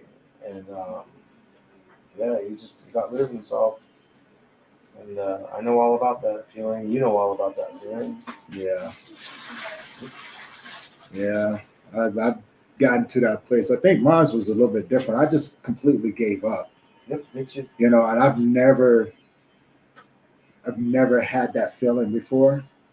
I mean, I guess I did a lot of times throughout my life, but this time when I was already committed to it, it was different. Yep. It was like I wasn't afraid to do it anymore. Yeah. That's why I did what I did. I wasn't afraid any longer, man. I was just like, it's time to go. And I'm going to take one last fucking big ass drink, a couple fucking big old fat handfuls of mushrooms, and it's time to leave, man. And I tried. thought that too, man. I was like, I'm done, man. I'm done with this world. I love all of you guys. Please forgive me. God, please forgive me. Thank you for my life. I'm sorry, I gotta go. Yeah. And then it turned into something real dark and dismal and very drastic. Man, that's a scary place to be, ain't it? Yeah. That dark It was place. bad, brother. Yeah, man. Bad, that place, man. That place is not. It's not a kind place. Yeah, I don't recommend it for anybody. No, it's not a kind place whatsoever, man. And I always tell people, if ever you find yourself slipping that far along, make sure you got someone that you could call. Yeah, you know motherfucker, that's why I got you. Yeah, I'm like, Tony, help me out, bro. I'm fucking fucked up over here. No, but it's true though. Make sure you got somebody that you can call. You know what I'm saying? Make sure you got, or make sure that this person understands where you at. And if you're on the other end, make sure you're the person calling them. Yeah. I've seen many people get lost that way because they feel like don't nobody understand. No one cares. They find themselves alone. I mean, mental health is something different, dude. Like, tricky situation. it's a tricky thing, man, and it's so easy to get wrapped up. Yeah. Guess who I called? My mom. See, I couldn't call my mom. My mom. I did. Yeah, I wish I could have called my mom. I just told her Right? goodbye. Oh, I guess I could have called. I was like, I love you, goodbye. Right. I mean, she fucking flipped the fuck out, bro. She's the one to call the ambulance. She's the one that, like, dude, she got all chopped over that shit, man. Right. Shit I pulled. But yeah, like, why couldn't you call your mom? Why not? My mom had just passed away. Oh damn it! It was surely like a dick. No, you're fine. Because my mom passed away 2 years after my son. Oh. So as I'm going on 6 years with my son, I'm going on 3 years with my mom. And my mom passed away the next following month, July 25th, which happened to be on my grandmother's birthday. Oh. Yeah. So Does it ever fucking end? Oh, I'm the last of my bloodline, so yeah, it does end eventually. Yeah, but you know what I mean? Like, yeah, does it end, like, where do we go from here? Like, it's like so fucking like, it's just bad, man. But like when you got good people around you, people love you and thank you, brothers, and like suffer with you. Like, I mean, that's a part of something to fucking look at right there, man. When somebody suffers, those guys that you see right there, like they've been with me every step of the way. Fucking you know what I'm saying? They've seen me in some bad moments. They've seen me in some good moments. Things like that. And they're just a small group. I have a small group of people that actually genuinely care. Hey man, I get to be one of them. Yeah, exactly. Yes, so I got a small group of people that actually genuinely care about me, and I've never had that before, right? I guess I did. I have family. I have my uncles, have my little sister, you know, and I know that they care about me. I wish we were closer. But that's something that we're working on, right? You know what I'm saying? And it takes most time definitely. because, you know, I mean, there's a lot of things that have to be worked out, man. You know what I'm saying? And Yeah. when it comes down to my family, I kept my life. Move your chair closer, bro. So Yeah, your back ain't fucked up, man. You're gonna be leaning up all crazy. Yeah, most All definitely. right, cool. Yeah, no, I kept my life very private. Like the things that I went through, I never wanted my family to ever worry about me. So I never told them all the things that I had gone through. And so for the longest time, you know, they had this interpretation of who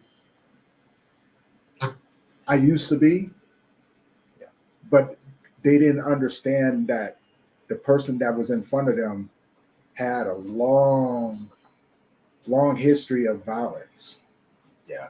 Not just me doing it to other people, but people trying to do it to me as well. Most definitely. You know Well, what that's I'm where a saying? lot of it comes from too, man, Right. because you got to fight back. You can't Yeah. just be like, "I'm gonna be a pussy and lay down." Yeah. Like, you know that. No. So a lot of people don't understand the psychosis of it, you know, No. because it's like, dude, I'm gonna fucking kill you.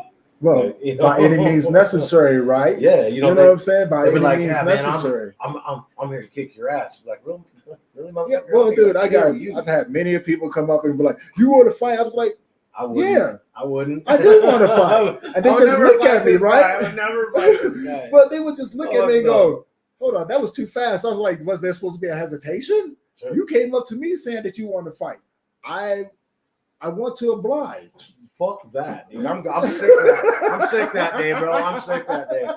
Sorry, brother. I'm sick that And day. that's what it was. I was like, I'm okay, sick yeah, that day. I would definitely oblige you. I would definitely oblige you. Let's fight then. I don't think so. And they would look and go, "Dang, this is not the fight I wanted to pick." I go, "No, well, you didn't really. It didn't take too much to pick it. Like, I'm not much of an argument type of person. Like, we don't have to argue. Sucker. Yeah, we don't have to argue. If this is what you want to do, then yeah, you know." Well, you just made a bad decision. Well, I figured, you know, the way that I looked at it was, if you come up on me and you want to fight, especially with the reputation that I had, Oh yeah. in my mind, That's why I said wrong decision. I was going, maybe this dude will whoop me. Oh yeah. I'm curious. Yeah, I know, and then that kind of If takes you're- over. You're like, yeah, all right, I'm curious. I'm curious if you Test this theory. Let's test the theory, right? You know what I'm saying? Like, and I'm gonna make sure that if you beat me or whatever, I'm gonna make sure you don't get jumped. Oh yeah. It's a one-on-one fight, fair fight. But even after that, I would still back that homie up, man. You know. No matter that's the whoever whole thing. I won. always told my I'd have homeboys, been man, I was like, look, fuck it, if a dude. person comes up to me and wants to get me to one-on-one, Yeah, yeah. dude, let's do it. You know, But I mean, I wasn't the I would type. still back that person up. So like, say like, you know, you got in a fight with somebody, you know, like, because I have done this, but you know, later on in life, you see them kind of making the same fucking mistakes, and you gotta kind of feel sorry for him. No, And you're like, well, no, I literally did. I was like, dude, I gotta back this cat up, dude. Like, he's gonna get his teeth knocked out again. nope, nope. You're like, nope. The way that I see it, right? You know, don't ever let your mouth put you in a situation that you can't get out of. Very true. You know what I'm saying? So that's called making better choices. Most definitely. Now, when you put yourself in that situation, if you're anything like me, I've already thought about 1,000 different ways of how this can go. Oh fuck yeah. And it all boils cut your down head to off. this. I always look at them and go, you know, this is gonna go. This is how this is gonna go. One of us is going to the hospital, and one of us is going to jail. I do not know which one of us is going to go either which place. Oh shit. I'm But like, you know what, man? We're about to find out. I'm like, man, I hope I got some money in my wallet because I gotta bail my ass out, dude, because this fucker's going down. However it worked out, that's the way that we were going to roll it, man. Yeah. I promise you. And you'd be surprised about how many people, once we got to that point, they were just like, nah, man, I was like, no. But honestly, I wouldn't let them walk away from me. Because I figured once you get me to this point and I'm ready to throw hands, you don't get to just walk away. You You don't can't. get to change your fucking mind. You don't get to Fuck start you. this engine and then turn it off. Yeah. No, That's all it right. takes a little bit of time for it to cool down, right? That's all You know I'm what I'm like, I ain't doing that saying? shit, dude. You So gotta fucking you start yeah, something no, and you walk can't away. start it and then walk away from me, man. Like no, and then expect me to walk away, right? Because like I said, that fight or flight, Yep. that flight part don't exist with me. I don't run. When I was younger, I did. You know what I'm saying? When I was younger, I was Well, like, yeah, 'cause man, we you know, were- because I didn't want to fight. Well, yeah, But- we're still trying to figure ourselves out then at that Yeah. point, you know, in life, going like, oh fuck, dude, this guy's gonna beat the shit out Yeah. of me. I used to think so anyway, right? And then it was, Yeah, then it when you just got to started a whipping point. ass. Yeah, my first ever fight. Oh hell no! My first ever fight. I'm gonna tell you, it's a funny story. Okay. My first ever fight I ever got into. This kid used to always chase me home off the bus. He used to always bully me, right? And every day I would get off the bus and I would run home. And my mom never knew.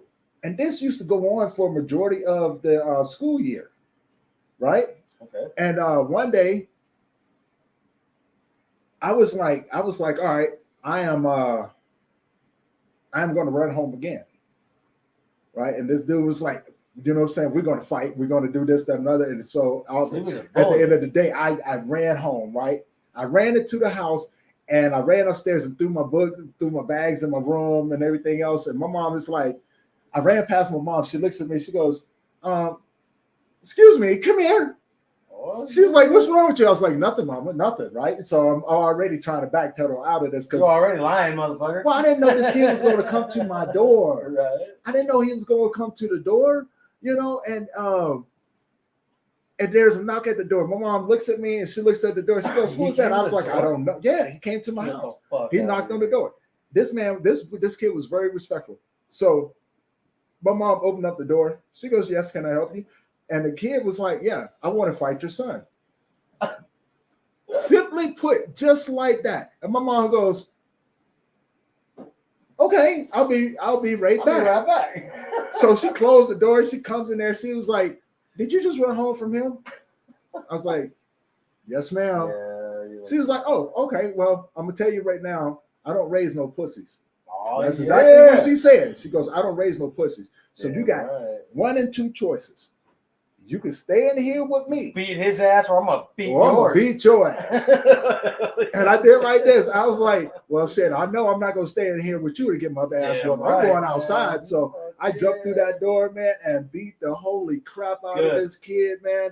My mom Fucking pulls sweet. me up off of him. She smacks me. I'm like, but you told me to do it. She was like, you're not She was just trying to make it look, you know, like Right. she was scolding you. That's all. no, she She was scolded me. happy. No, she scolded me But she because was I happy. messed that kid up. Well, good. I messed that kid up something fierce, man. She was And she happy, was though. like, You when I said understand that. fight, she was like, don't kill him, but you fight him. And I was like, but Yeah. you know, I don't know what he got. Motherfucker, right here. I don't know if he can Hurt fight or you. not. It's my first ever fight. And man, when I beat that kid up, man, and I got in trouble for it, I looked at my mom. I said, so am I gonna get in trouble every time I get into a fight?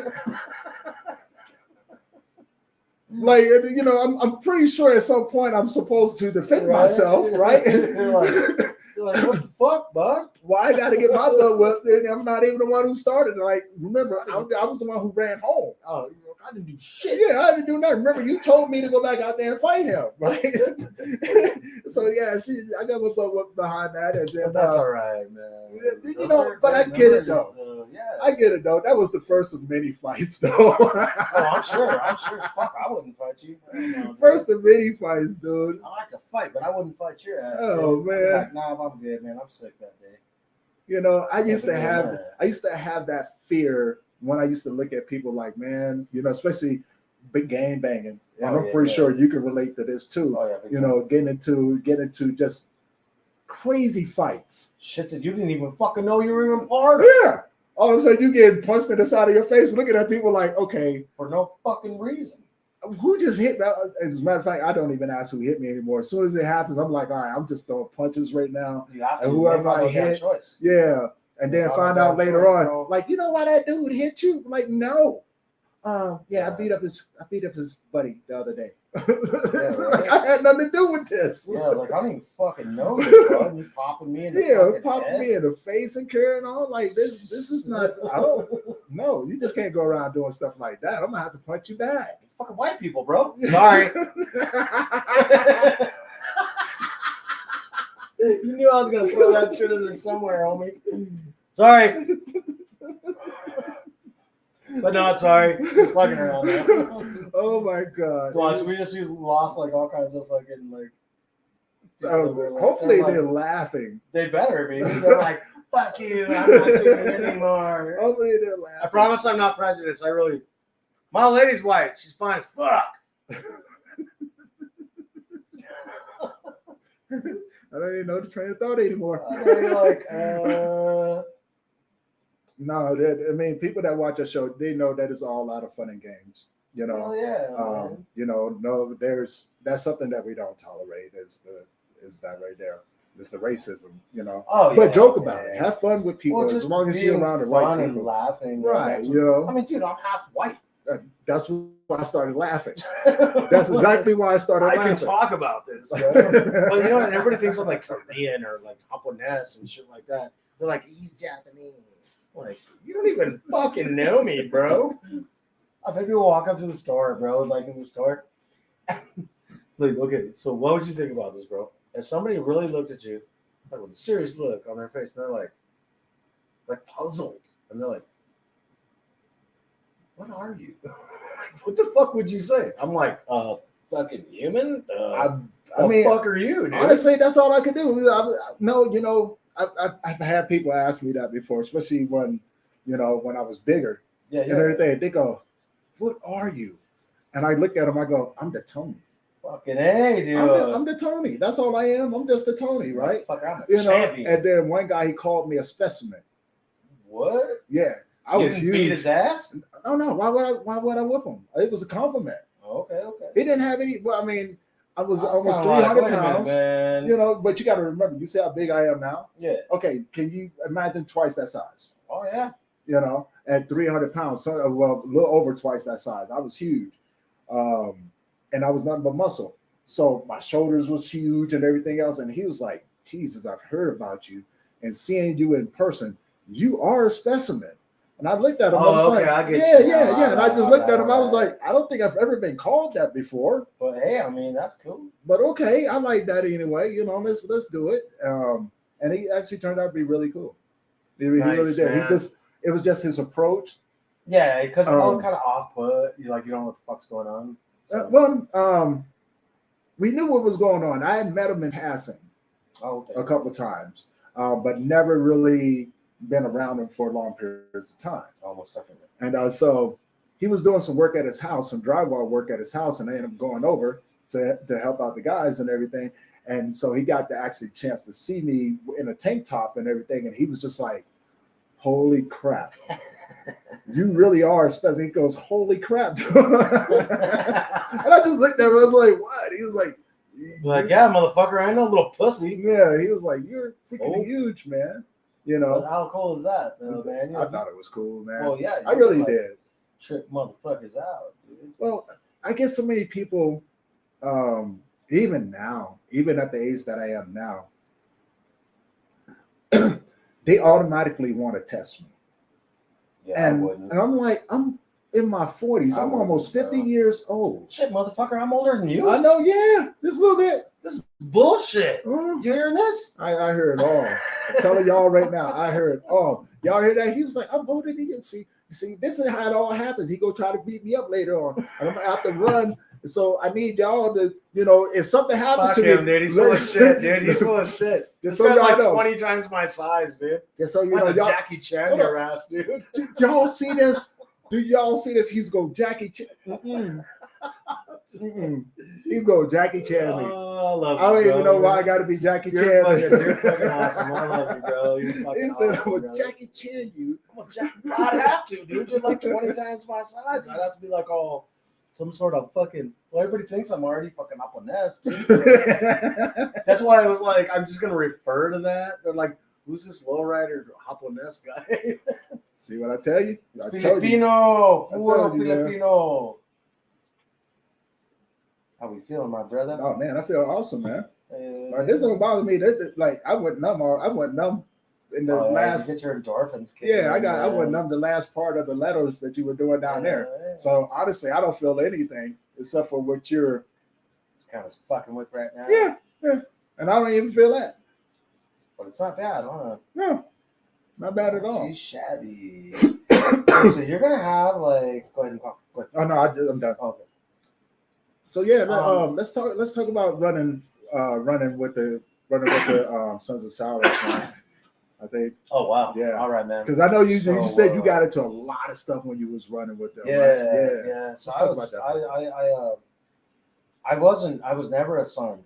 Let's Okay. get that fucking straight. Because no, for real, that should get you killed. It will. You don't ever claim shit that ain't yours. That's man. true. Never. That's true. But I ran with those cats. That's what I mean. Yeah, I was never a son. I got offered several times to be like a prospect and things like that, but I was like, nah, it's kind of ruining my life. But I'll tell you what, man, these cats they're rough, humble ass motherfuckers, dude. But I'll tell you what, they are the kindest people you'll ever meet in your life. Mm-hmm. I mean, these guys, and it's pura familia, man. It's real family.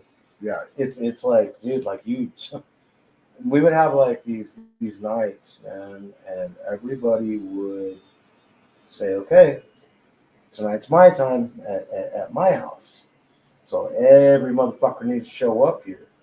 So everybody pile up over there, and we'd have like big dinners, dude, and barbecues, and it was talk about love, dude. I mean, I'm talking like fucking pure, straight fucking love, man. It was just they're a real rough and tumble crowd. Like you gotta be able to fucking stand up, man. With them cats, and that's why I really never wanted to do it. I was like, fuck this, dude. Like these guys will kill my ass. But it was the shop I was working at. So he was affiliated.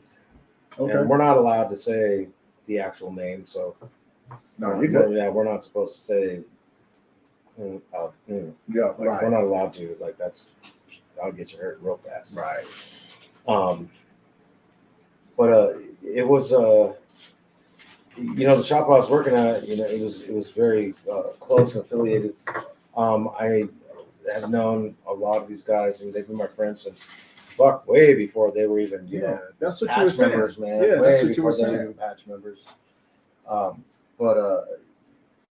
So at the shop, so see, I mean, it's set aside. Being able to run those cats was pretty fucking cool. But like the shop that I worked at, set aside, it was very, very, very, very related. I mean, like you imagine going to work and you gotta have a fucking 9mm packed in your ass crack every second. Yeah. I mean, it's not like you had to. It's just like, motherfucker, you better. You might want to have it on you. Yeah. It's not that you had to, but you might motherfucker, want you to better. have it on you. Yeah, because you don't never know what's gonna happen. Oh no, you man. know? But these cats are cool. I got to learn a lot of really neat stuff from I will not mention his name. I cannot. I will not. If he's watching, he knows who I'm talking about. But he was a very big person and influence in my life. He still is. I got to talk to him the other day. He's a very helpful, true fucking brother, dude. And we ain't done yet. I just got no, dude. But are we liking it so far? Oh yeah, dude, I love it. I gotta fancy that shit up. Yeah, dog. I love it, man. I'll be like, dude, man, what the fuck? We gotta fancy that shit. Yeah, up. I love that, dude. Like I said, and it's he's been gone for quite some time, so for me, it's like my own personal memorial. Well, I think that's cool, dude. For I think him. it's neat that we get to actually do that today. Right. Like you talking about your son and all that stuff too. Like, and then inviting me on, like, get the fuck out of here, dude. You fucking motherfucker, dude. When we first met, like I said, man, you humbled me because you didn't have to come and do this, right? You know what I'm saying? And for you to even come up and share your story like that, man, that's humbling to me. You know what I'm saying? And I'm having a blast listening to you. Yeah, bro. I'm learning so much. And I know that the people out there that are listening to you, like and watching you in your element as you're doing this, like to me, that's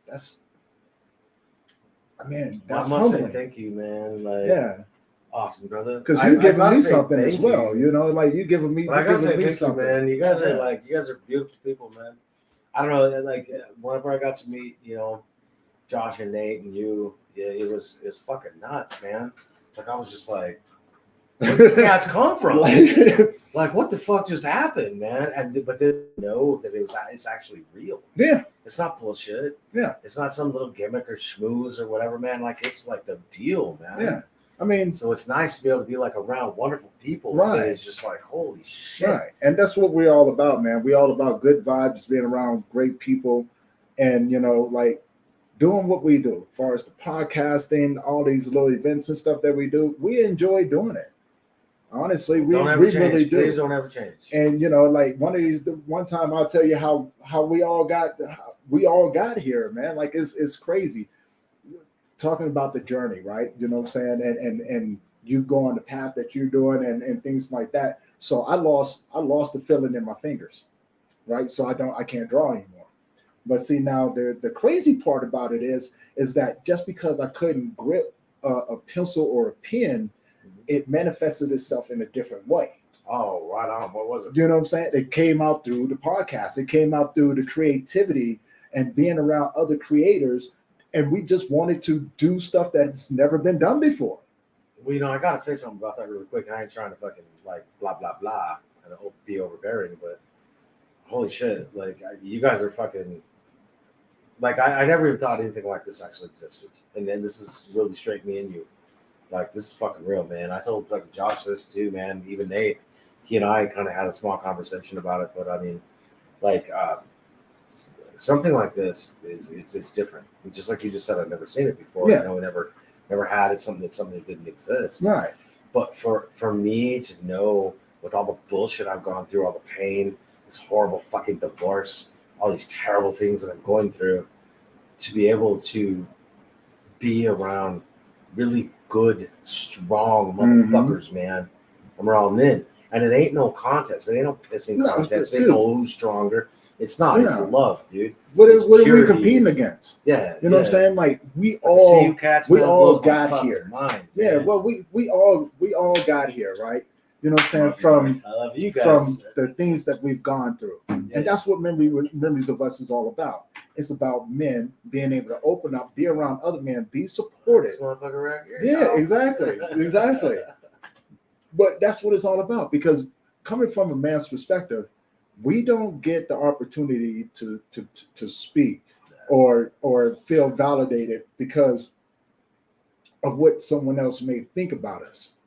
Right? Because we're the man. We're supposed to be right. We're supposed to be the tougher ones, but but we're born with these emotions, man. We're born with all of these things that go on, and now people are actually starting to see that men go through a lot of things. Yeah, we do. The things that you think that may not happen, it happens to us. Oh yeah. It really does. But yeah, we're supposed to brush it off. But see, now here's where the problem lies, right? We brush it off so much that stop caring. That we stop caring about other things. And then we become solitary. We become isolated. We start to try to fix ourselves. Well, we try to fix ourselves, right? Up here. Yep. And it's the isolation that comes with it. We make bad decisions.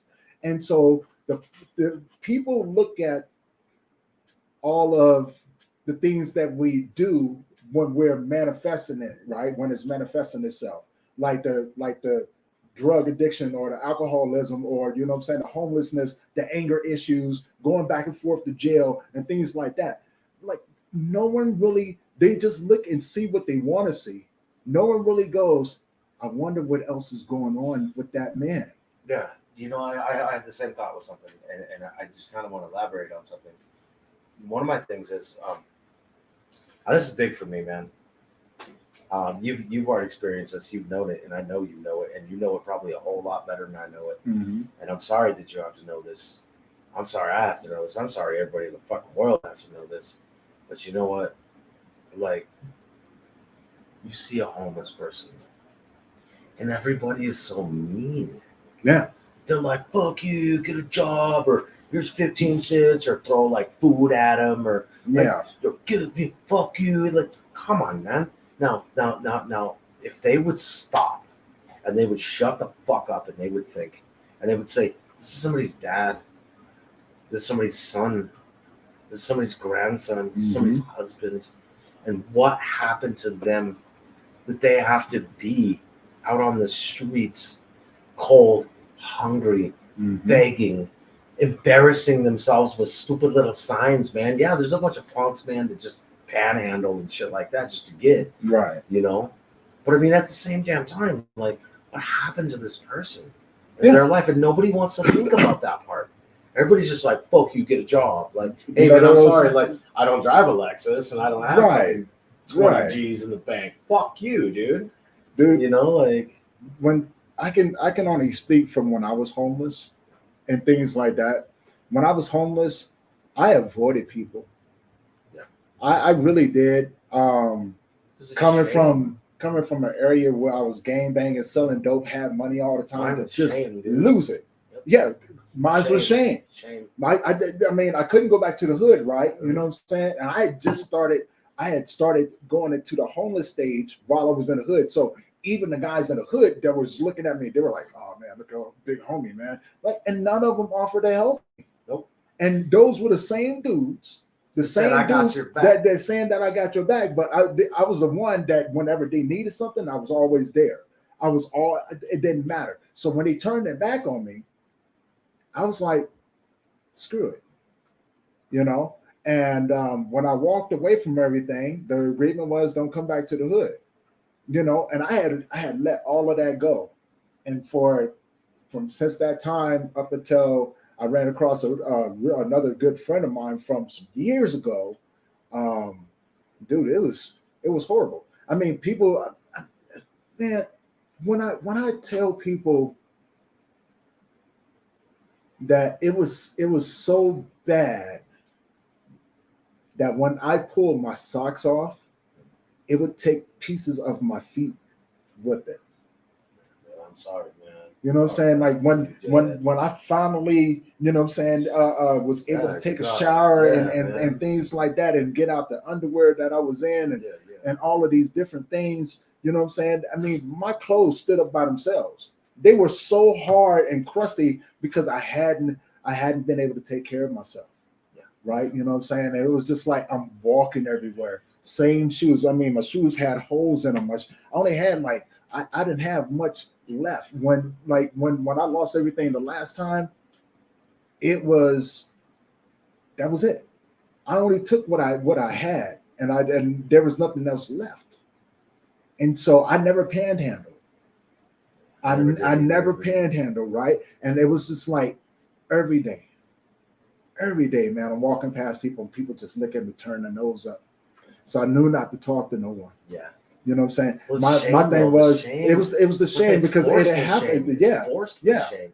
It's Well, like I you watched my just- life fall apart. Yeah, but I know. Well, not only forceful shame within ourselves, but it's like forceful shame to like people are like pushing this on you. Like you couldn't even like smile and say hello, how are you? Yeah. You know, like in a normal fucking manner, and people are like, Yeah. I so mean, it's forceful shame within their eyes. They're saying, it is, but now my mentality at that time was pretty much the same. I didn't like people. I really I did. still don't. I did not get along. I couldn't get along with nobody, I right? still don't. You know, and it was just like, you know what I'm saying? When I became homeless, I became more aggressive. Yeah. It wasn't until the last part of me just not, this was the first time I was homeless out here. It wasn't the last time. I've been homeless 14 times in the state of Colorado. Yeah, brother. 14 damn times. It's something. Well, we ain't gonna be 15. No, we ain't doing 50. Well, actually, we already passed that one. Oh, The last one. Fuck Remember, that. I was telling you what COVID, my friend who Yeah, passed yeah, away, yeah. and I had to move out of that place. Yeah, yeah. and it wasn't for Josh and that was an interesting time. yeah, that was an interesting time. When I say that I watched the whole household get wiped out, I'm not making it up. Dude, I wouldn't think Yeah. of mine for a fucking second, dude. I mean, something like that's tragic. Here's a question for you guys. Sorry to cut you No, off. I want to hear you. So now that we have the hand sanitizer, if you guys want to keep talking, you can. We can get. Oh, no, we're gonna. Another one. He's as taking a well. little bit of a break. We're just talking right We're now. just fucking around with Yeah, we stuff, could- dude, No, right now. We're I'm just throwing talking out shit. options We can even here. take a quick cigarette break. It's Yeah. been 2 Yeah, hours. Okay. should we? Let's get Everybody it who's going. paying attention right now, thank you for tuning in, and we'll be right back in like 15 minutes. We're going to take a short break, give his hands a break and everything, and we're going to go back in here. I'm hoping you guys are enjoying this enjoying the podcast so far. And please invite more people. Invite more people to come in and enjoy this amazing story. And yeah, we love you. In the comments. Come and participate in the comments. Tell share some of your stuff with us. And we'll be back shortly.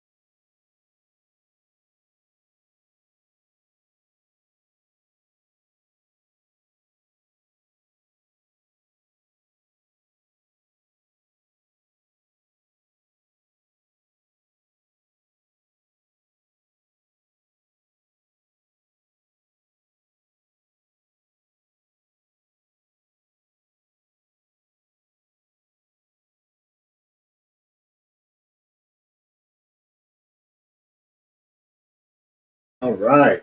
Thank you guys for holding on with us. We are back from a short break. And yeah, we're going to continue with Mike's amazing story. Okay, what am I talking about right now? Wherever you want to start, bro. Where want to start? We talked a little bit about the about your path when you were hanging out Yeah. with the sons. Yeah, yeah. You know, and it was how that a- lifestyle was going. Oh, it was a very different lifestyle. You know, you have to like part of that. And I mean, honestly, like man, you don't name drop Man, ever. You don't ever name fucking drop, and you don't ever talk bad, man. But this is you already know about all that shit, dude. I mean, you wouldn't either. no. You know, it's a different situation because you don't know, like what the fuck you're getting into. But very caring, very very caring people that back you up in a fucking heartbeat. You know, but it's like whenever all the shit comes to life. You know, when you're in a tattoo shop, that they're all very very very affiliated. You know, and you're kind of required to carry loaded weapons on you. Not only is it like hey kind of a requirement, but mostly what it is it's safety, it's protection for yourself. Right. You need to have it, like you were talking earlier. Like Yeah. you have to have it because if you don't, you never know what's actually going to happen. That's very true. Yeah, so That's very true. I saw a lot of crazy things, man. I saw this homeboy. I'll tell you this, man. This was fucking crazy. Once it's gonna hurt. It's gonna sting a little bit, big dog. That's all right. So I saw this homeboy. He came in, and he was told straight up. He was like, "All right, man, this is how this shit's gonna work." He was like, "Where's the keys to that bike?" This cat was like, I ain't got him on me. I ain't got him on me. He told me, he's like, all right, I'm going to give you about 15 minutes, man. It's like, you get your fucking ass back here. And within 15 minutes, I better have the keys to that bike. And he's like, and you better drop that bike off. Title signed. And now it's mine. Bro. It was fucking nuts, man. We had pistols whipped out. It was fucking crazy. But, the cat came back, that's for damn sure. And he threw down them keys. He didn't have any fucking arguments whatsoever. And yeah, he threw those keys down. And I watched this cat's fucking bike get taken away from him. Yeah. And what would you think, man, if you had a badass Harley and some motherfucker just decided to take it from you? Yeah. You know what I'm saying? Yeah. That looking all right, bro? That looks beautiful, man. Yeah, I just want some real curls in here. I want some fucking badassness, man. We got to deck it out. This is something for someone that, means something to you. Yeah, So. it was a good friend of mine. Well, now he gets to be on you forever, my brother. That's just a rough draft. We're Real going to quick before you get started, can we shift you back? That way you can Over just here? keep drifting this way. Is that better, bro? I believe so. Yeah, that was It's hot as fuck in here, man. I know, buddy. We've got it the best that we can. We're risking background noise to try to keep it as cool as we possibly can. Right. I mean, you ready? I'm ready. So yeah, within that situation, it was just a different world. It was a different realm. It was some shit that you're there and man, you ain't fucking leaving. That's just how it is. You're already in too deep. You're already a part of it. And yeah, so it sucks and it's a trip for sure. But I mean, all in all, when you actually like look at it, they weren't bad people whatsoever. They would fucking back you up within heartbeats. You never had to worry about, being protected. That's for damn sure. Right. Now whenever you're a Sureño and you're like on the other side, and you fucking, you're a rival gang member, that's a different story. Oh man. Because those homies, like you were saying, man, those motherfuckers don't care about you. No. They don't give a shit about you. You're there because, like, you're their fucking wingman. You're the motherfucker that's good. You're the one that gets shit blamed on you. That's what that shit is. Well, depending on who you are, too. Yeah. Like only times I ever got caught for someone else. I mean, it happened. You know what I'm saying? Sure. And it was just one of those things. You go by the rules of the street, so to speak. You know what I'm saying? You don't go around dropping names and stuff like that, Hell man. no. You just don't do it. Like when I went to prison, like I said, it was like keep your mouth shut and just do the time. Keep your head down, keep your mouth shut. But then there was another side to it as well. Considering what I got caught for and everything, and what I didn't get caught for. Yeah. It kind of balanced itself out. See? It was like, oh man, I gotta go to prison now. Yeah, but you kind of got a little bit of relief, didn't you? Yeah, because you got lucky. And some people say that too, man. They were like, dude, you got lucky because I tell you what, when you went in, there was some people coming looking for you. I was just like, what? And they were people that I didn't even know. Yep. They just heard about me and was gonna come and get me. Oh yeah. So I ended up going to prison, right? Yep. And so I'm like, in a way, I was mad. Yeah. Because it was like it made me feel as if I'm running from something. Yeah, when you're not even a runner. Yeah, no, it was like man, I ain't running from these. Kick your teeth out. Yeah, man, like no, you walk me up. Shoot, let's Right dance. Yeah. Let's dance. That's what it's supposed to be. And just like you said, being in the gangs and everything, you got to know how to walk. Yeah, you definitely got to know how to walk, man. It's a different story. And you got to know who's the who, right? You know what I'm saying? And understand your boundaries too, because there are boundaries when you're a gangbanger. You can't just go out in public. You ain't allowed, man. Yeah, you're not allowed to do it. Not without something on you. Yeah. Like you said, like we're both talking about. I'd rather have and that guy back then. My motto was I'd rather have it than not have it. Yeah. Because I almost got caught one time where I didn't have it, and dude almost lit me up. Yeah, that's the time where you need it the most. Yeah. And then there was one time where I didn't have it, and they actually got me. Yeah. What happened there? Oh man. Late 90s. I had my little girl with me, and I was taking her to the daycare. Uh-huh. And this is a little bit, I was taking her to the daycare, and these rivals saw me carrying my daughter. They ended up pulling up right in front of the daycare. Now I could see the door to the daycare from where I was standing. And I got my little girl in my arms. Ooh. Well, actually, I had her on my neck at first. And when they pulled up, they started throwing up gang signs. And I'm thinking to myself, got to get out of here. Fast. Got to get out of here. I already know what's going on. Yep. And by the time I turned around, jump, no, they was going to shoot me. Fucking A, no, they weren't doing the jumping thing. Shit there. They were going to take me. And that's exactly what happened, man. They ended up unloading on me. I grabbed my little girl, balled her up in my arms, and kind of turned to where, if the bullets was going to hit me, it was going to hit me and not her.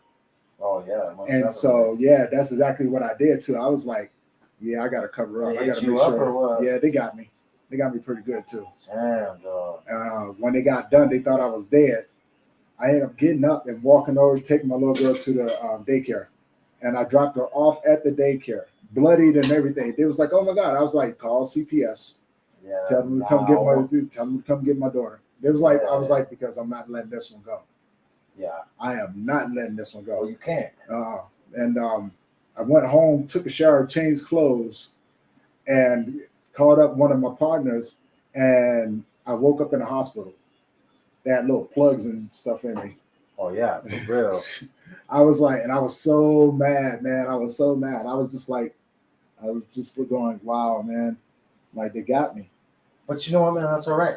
Because when you really look at it, to me, in my eyes, they didn't get you. Well, I'm If they still got here. you, yeah, Yeah, I wouldn't be here. Brother. Right. No, They didn't but I get was you. I was Fuck still those fools. yeah, I'm still here though, you know. And it was just like, damn. But I had to take it though. And that was the sad part about it. Was like any other time, I wouldn't even be this upset because I know what I did. Yeah. You know, I was upset at the fact of that they did it when I had my daughter. Well, yeah. That's your weakest moment. Then they don't give a fuck. Right. There's no heart there, homie. There's no corazon there, man. There's nothing. They're like, you know, we're gonna catch you with the weakest fucking moment, man, and this is what we're gonna do. Yep. And they knew I couldn't fight back. Hell yeah. And that's all it was. They were like, we got him. And so I was like, all right, cool. We're just gonna roll with it then. Right? Fuckers. And yeah, that was the last time that they tried that crap. Fucking quick, huh? Uh-huh.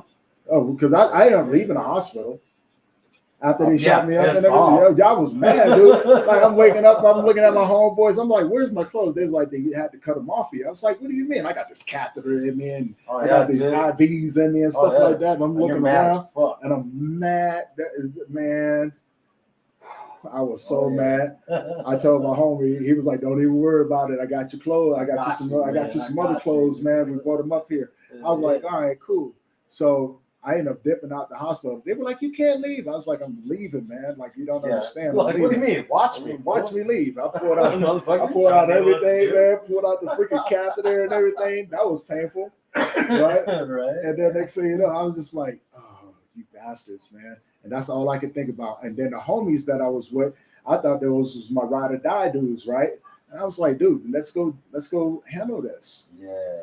You know? But that's when I found out that maybe I was just a little bit too loyal to the wrong. Oh yeah, yeah, because then they don't want to be. Yeah, they didn't want to come. They didn't want to come play with me.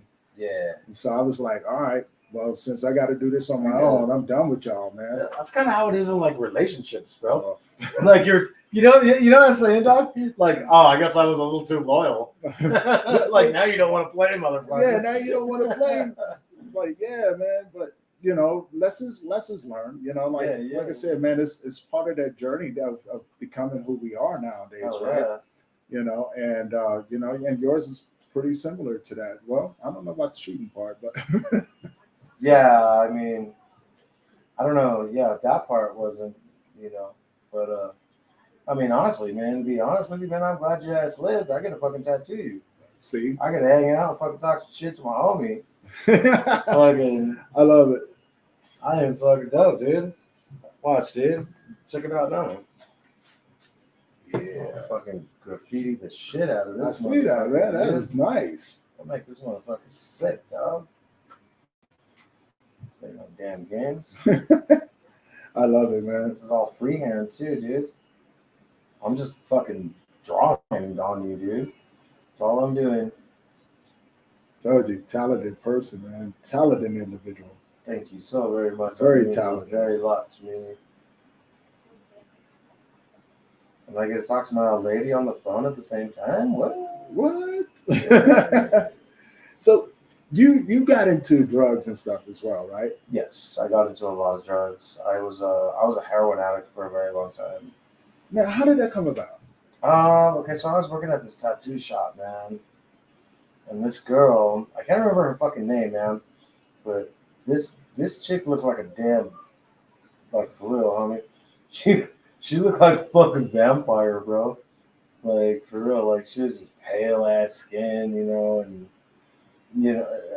But so I had to like use the bathroom one day, and I can't remember her name, whatever. But I was like, hey, man, I'm like, fuck, dude, I gotta take a piss, man. We're at the tattoo shop. And she's like, just hang on. And I was like, fuck you, I'm just gonna come in. And the door was unlocked, and I walked in, and she had a needle, man. She was shooting up. Wow. And she was shooting up straight black. And then she asked me, she was like, you want some, man? And I was like, nope. I said, but I'll smoke that shit. So I was never a needle user. I would smoke black tar heroin, and I did it for years and years. She was my connect, and I would always just get all my drugs from, my heroin from her anyway.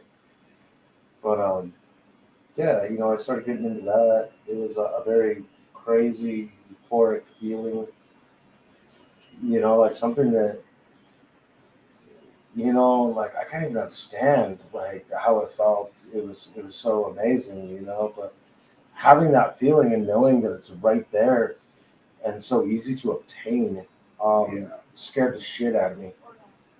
You know what I mean? Mm-hmm. Like it scared me. Like, dude, this isn't right, man. So I continued on that path of smoking heroin for a really long time, man. And finally one day I was just like, this shit's gonna fucking kill me, Yeah. And so it took me a while to get away from it, but it was damn, man, did I have fun doing it? And I ain't gonna lie, man. I know people are watching shit. But I'll tell you what, man. It was a very serious situation, being a heroin addict. But I'm glad it's out of my life. I'm glad it's gone. The best euphoric feeling is knowing that it's not there anymore. Right.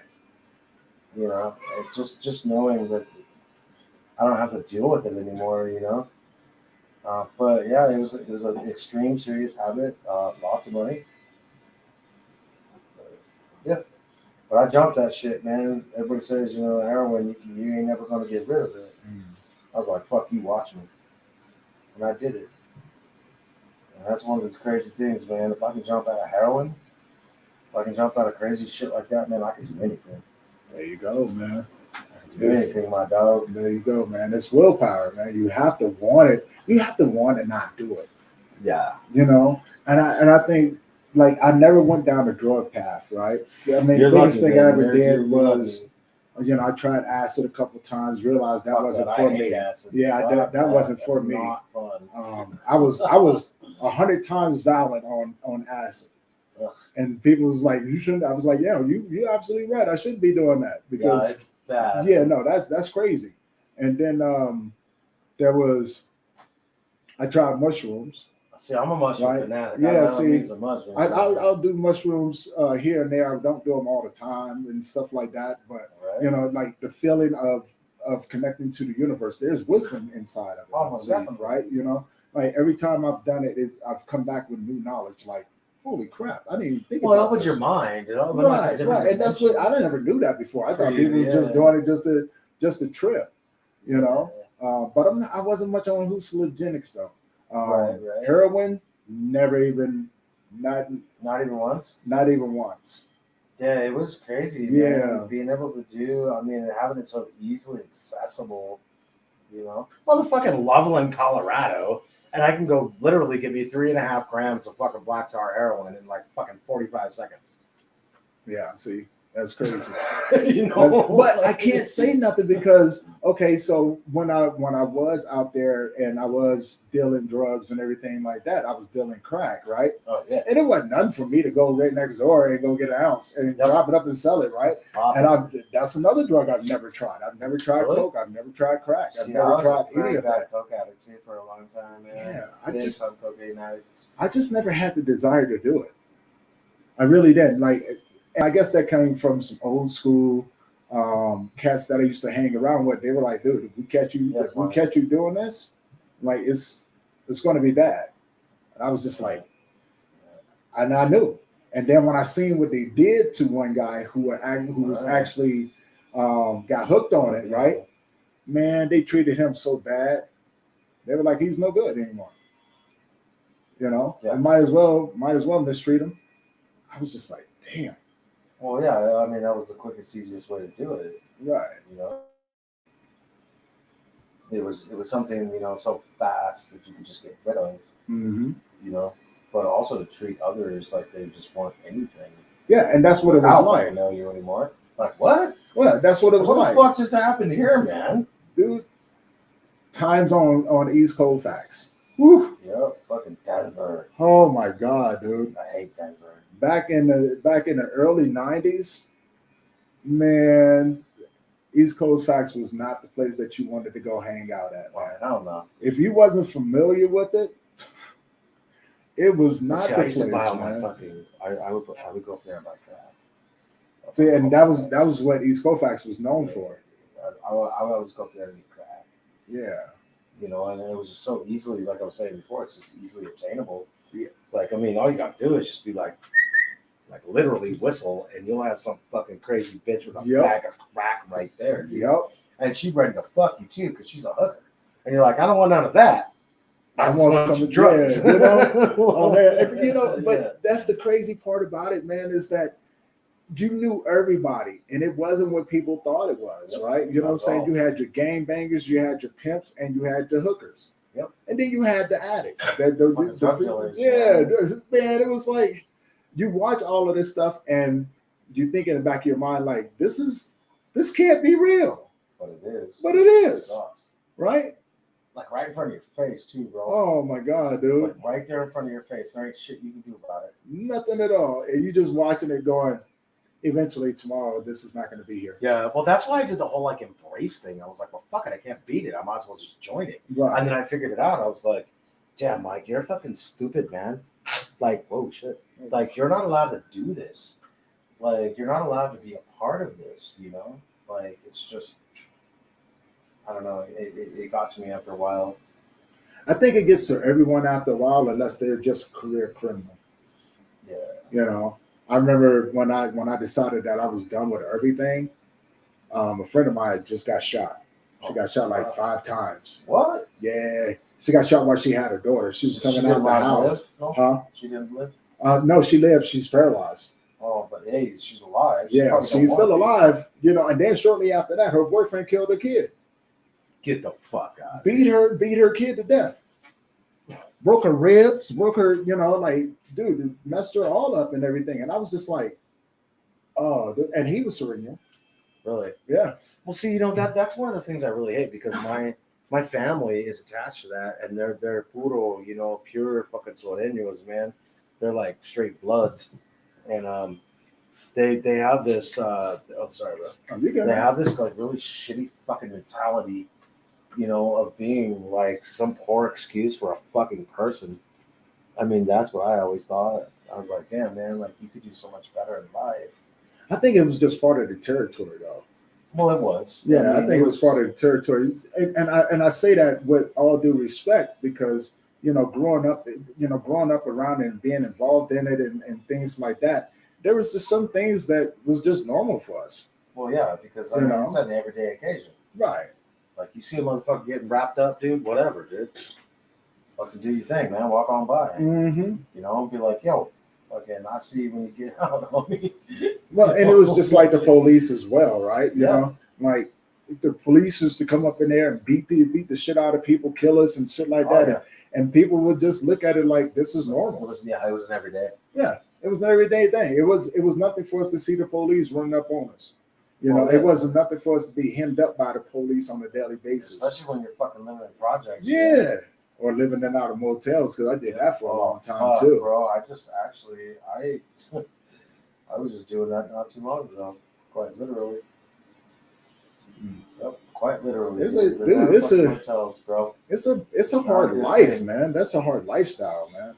And I realized that, man. It was like I thought that once I started trying to get myself together, I can just go, you know, rent a hotel room until I figure out something. Yeah. Right? And then your money runs out. you're fucked. Man, You feel comfortable for like a couple nights. You're like, oh yeah, I got this. yeah. And then like once your money's gone, you're like, It's now back, what the fuck it's do back I to do? hustling again. Yep. It's back to Right hustling back again. to the same bullshit you trying to get away Uh-huh. from.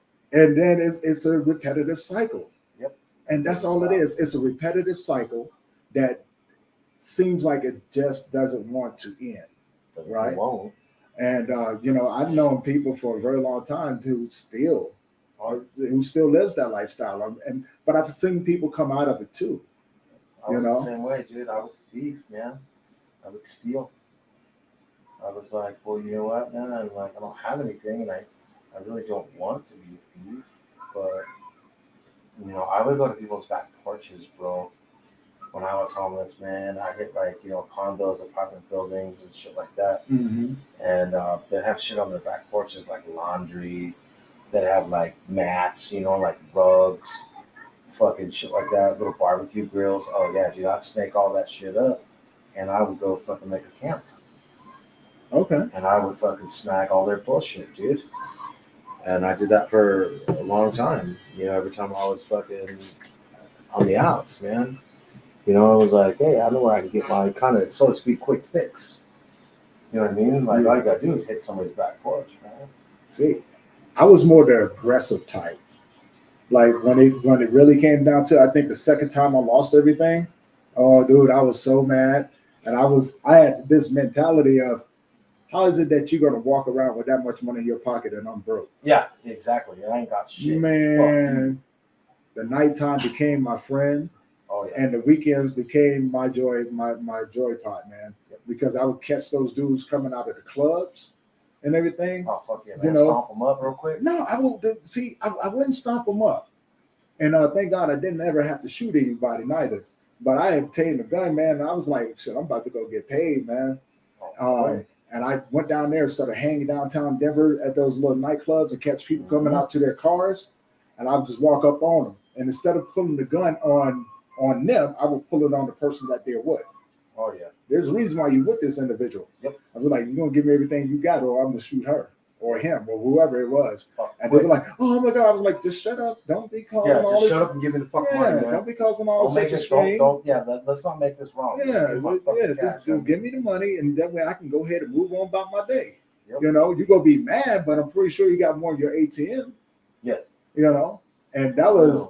I actually walked up on somebody at the ATM. I broke off of it though when I realized the ATMs had cameras. Oh yeah, dude, get the fuck out of there, dude. I had my man dead. Yeah, there ain't no place for you. I had him dead on point, man. I saw him pull at least $600 out the ATM downtown Denver. Yeah, but that's not a place you want. No, but I walked up on him though. I looked up and I saw the camera, and I'm standing right behind my man, and all I had to do was put the gun out and put it into his side. Right, and then I realized that you can see me. Yep, the whole camera can see me. You got a whole view right here. So I turned around and I walked away, and my man was like, "Oh, I'm sorry. I'm sorry for taking so long." I was like, "Oh man, you good, those man." Motherfuckers look square at your face, square at my face, man. And but luckily I didn't do it though. Good thing I didn't do it, man. Because they would be in the fucking joint right now. We wouldn't even be here. We wouldn't be talking right now, man. You'd still be locked up, man.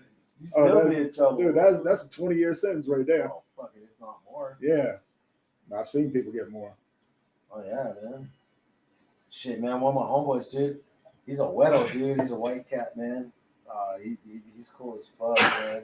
Again, can't name drop, but this cat, so there was a Masonic, how do you say it?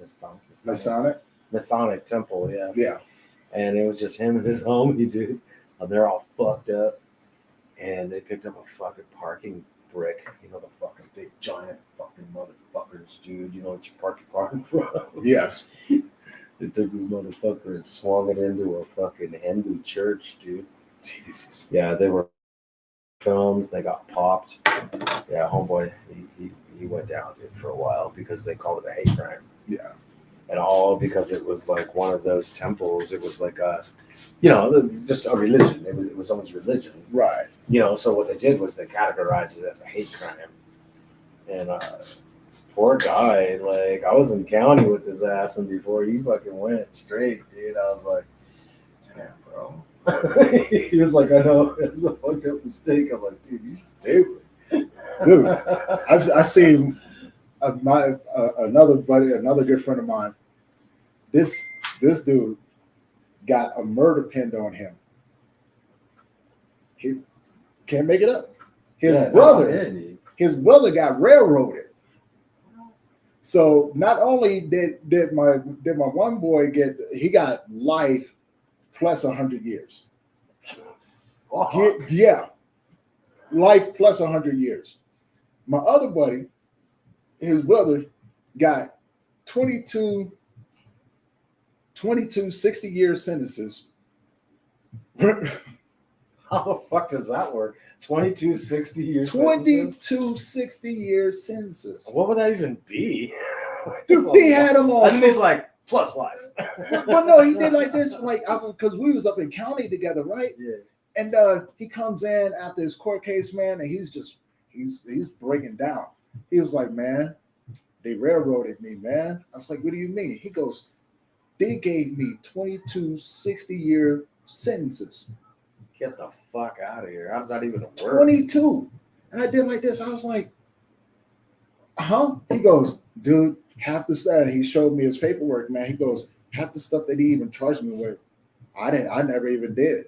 Yeah, like you don't even know about. He never even knew about. Well, they got to pin it on somebody. They got the dude. They railroaded the crap out of That's him, dude. Bullshit. They Man. railroaded the crap out of him. And I just sat back and I was going like this. I was like, that you know right now, dude. Yeah. All of us that's behind here, we ain't got nothing. Yeah. If they don't show you mercy out there, they're gonna hang us. Well, yeah, definitely, man, because there ain't gonna be no mercy inside. Mm-mm. And there never was, and you already know that. Yeah. You saw it. I Well, saw it. It was even on the bullshit. It's frightening. inside, right? You know, even on the inside and everything, man. Like it, for me, it wasn't. I guess it wasn't too bad. You know, like I was in GP for 3 years, and you know, I was in GP the whole damn time, man. See, I spent 2 years in solitary. Oh, you were telling me that. Yeah. I was in GP Why, for 'cause 3 you years. wrapped up a motherfucker, huh? No. Down. No. Okay. So when I first got sentenced, right, I told myself, I said, well, I got 5 years. I'll be out in 2. Yeah. You know what I'm saying? Maybe a year and some change, a year and 3/4.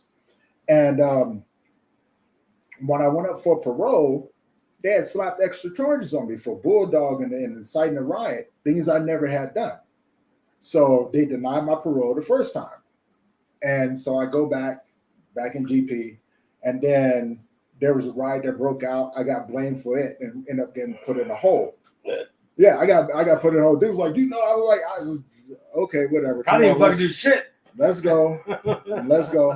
So when that started happening over and over and over again, you know, I just looked at them because it started to take away all my good time. Oh yeah. So I knew it was coming. Yep. And so when I ended up going back to court, I even looked at the judge because I knew they wasn't going to grant me, they wasn't going to grant me parole. And I just looked at him. I was like, you know what? Let's go ahead and finish this thing out. According to the judge, they sent me back with another charge for me saying that to the judge. And so when I came back, you can't bounce me around the system for 3 years and not having to have a reason why I'm not on parole right now, right? So what they did, they dropped me off of state penitentiary and put me in county for 2 years. And they stuck me in county for 2 years in a hole in solitary confinement. And I was like, I see what the fuck they were doing. Yep. They made sure they got their full. Bullshit, They kept me down. They kept me down because they knew I was supposed to have parole. Yeah. And when you going up for parole, you got a 90-day turnaround, right? You know what I'm saying? And my charges wasn't violent or anything like that. It was a drug charge, and I'm still Mine going. was violence. Yeah, mine wasn't violent. You know, I never got in trouble for fighting, Really? except for the last time.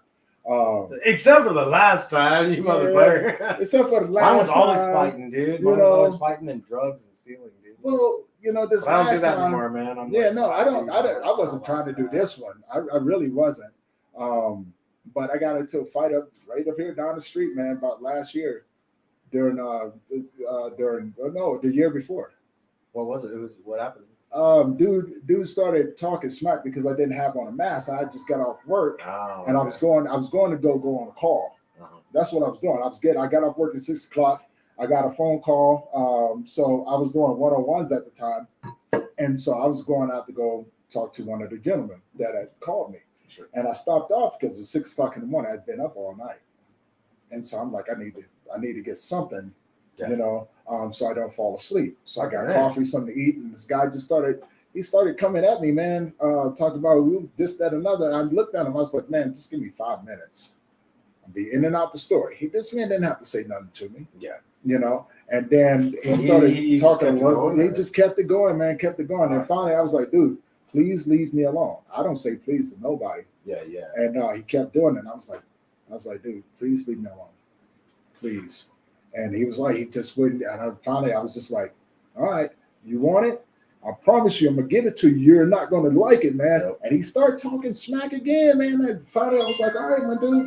Then he started talking racist stuff, and you know what I'm saying. And Bad news right there, bro. That's the wrong fucking. Yeah, that's the wrong where that thing one to started do. going. And I did like this. I was like, dude, please leave me alone, even after all of that. And then finally, I just got tired of his mouth, man. Slid up into him. I said, go ahead, say something else to me.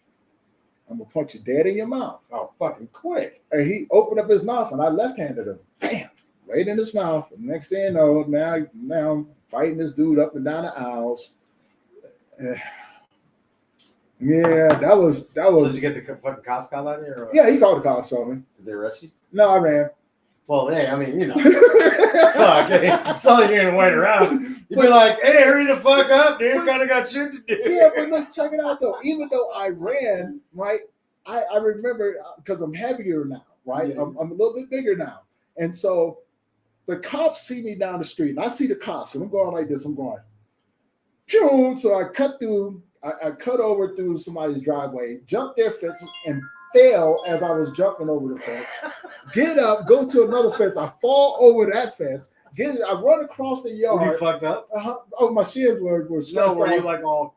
Were you? No. Oh, you no, weren't? Okay. no.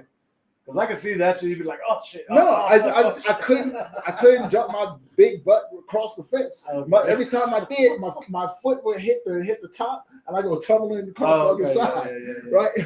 And so I did that across all three sides. They watched me do it. Oh damn. They watched me. They didn't even chase me. That's how clumsy this looked. This is. They're just like, nah, he's good. He'll fuck himself up. He's all right, man. They didn't even bother about coming around the other side. They actually watched me go to the porta potty and sit in the porta potty. Call my friend, Get the fuck out. and my friend came down. They watched all of it, Holy shit. and then they went back to the store. And I now know these officers by name. Well, I hope so. You know what I'm saying? I know the officers by name, which was funny because when I went in, I was like, I'm going to jail for a long time now. I wasn't really planning on this one. Feeling? You're But they called me the next day. They were like, "Don't make us come get you. Right. We don't want to come get you." So I was like, "All right, so We don't want to keep on seeing you fall over fences, homie. I went down there, man. I went down there and sat down and talked with them and everything, explained my side of the situation, not understanding that they were watching everything on the little screen on video and everything. But the video never had it didn't have the audio. So I'm explaining this to this cop and everything, and she's looking at the video while she's looking at me, and I'm telling her verbatim about what's going on. Most definitely. Right, and she was just like, huh. I was like, yeah, then, and I was like, if you notice, I was like, when you look at the tape, you're going to see me turn around and looking at him going like this, like, please leave me alone. Yeah. Right? Like, it took a long time. It wasn't until he started calling me outside of my name till I was just like, okay, dude, I've had enough. I was like, I'm going to bust you up, man. Yeah, fast. Please don't. I got patience only for so long, man. And I lost my patience on him, man, and put hands on him. And I felt so ashamed because I let another individual get me to that point. Yeah. And I don't condone. I don't condone violence, man. Yeah, I don't condone violence, man. I'm pretty much, so like after you wrapped him up, man, did you go to jail after you fucked? No, they never took me to jail. Really? They ended up calling me the next day. I went down there and talked with them, and they decided not to take me to jail once they understood my side of the story. That's cool.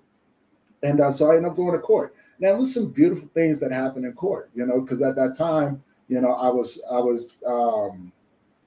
doing Memories of Us, so I was pretty much afraid that I messed up. Sure. And I knew, what I'm saying, like this wasn't supposed to happen. Yeah. And so I was like, man, I'm about to lose everything, man. Right. I'm about to lose everything. The judge became really cool, man. Became really, really cool. We went through it. They put me through like a little program. I did that. They dismissed my case, and actually awesome, gave me the paperwork to seal up my records. So I was like, all right, cool, man. And from there, now the judges and everything, now they have my have all my information for the nonprofit as a resource down there with them. Oh wow, beautiful. Yeah, so even Fucking going man. through all of that, I have to look at the positive in it. Oh, Yeah, it turn could. around. Yeah, you know, like, Like, was it meant to happen that way? I'm pretty starting sure. to think it was, I'm pretty sure. right? And so we talk about that as well, I'm man. pretty sure. You know, and so yeah, you want to do a part 2? Are you tired right now? I'm good for tattooing tonight, dude. Okay. I'm good. Okay. But yeah, I mean, we'll do a part 2. Shit. Yeah. Dude, what do you want to do tomorrow? Let's fucking do Let's something do something tomorrow. I hope you.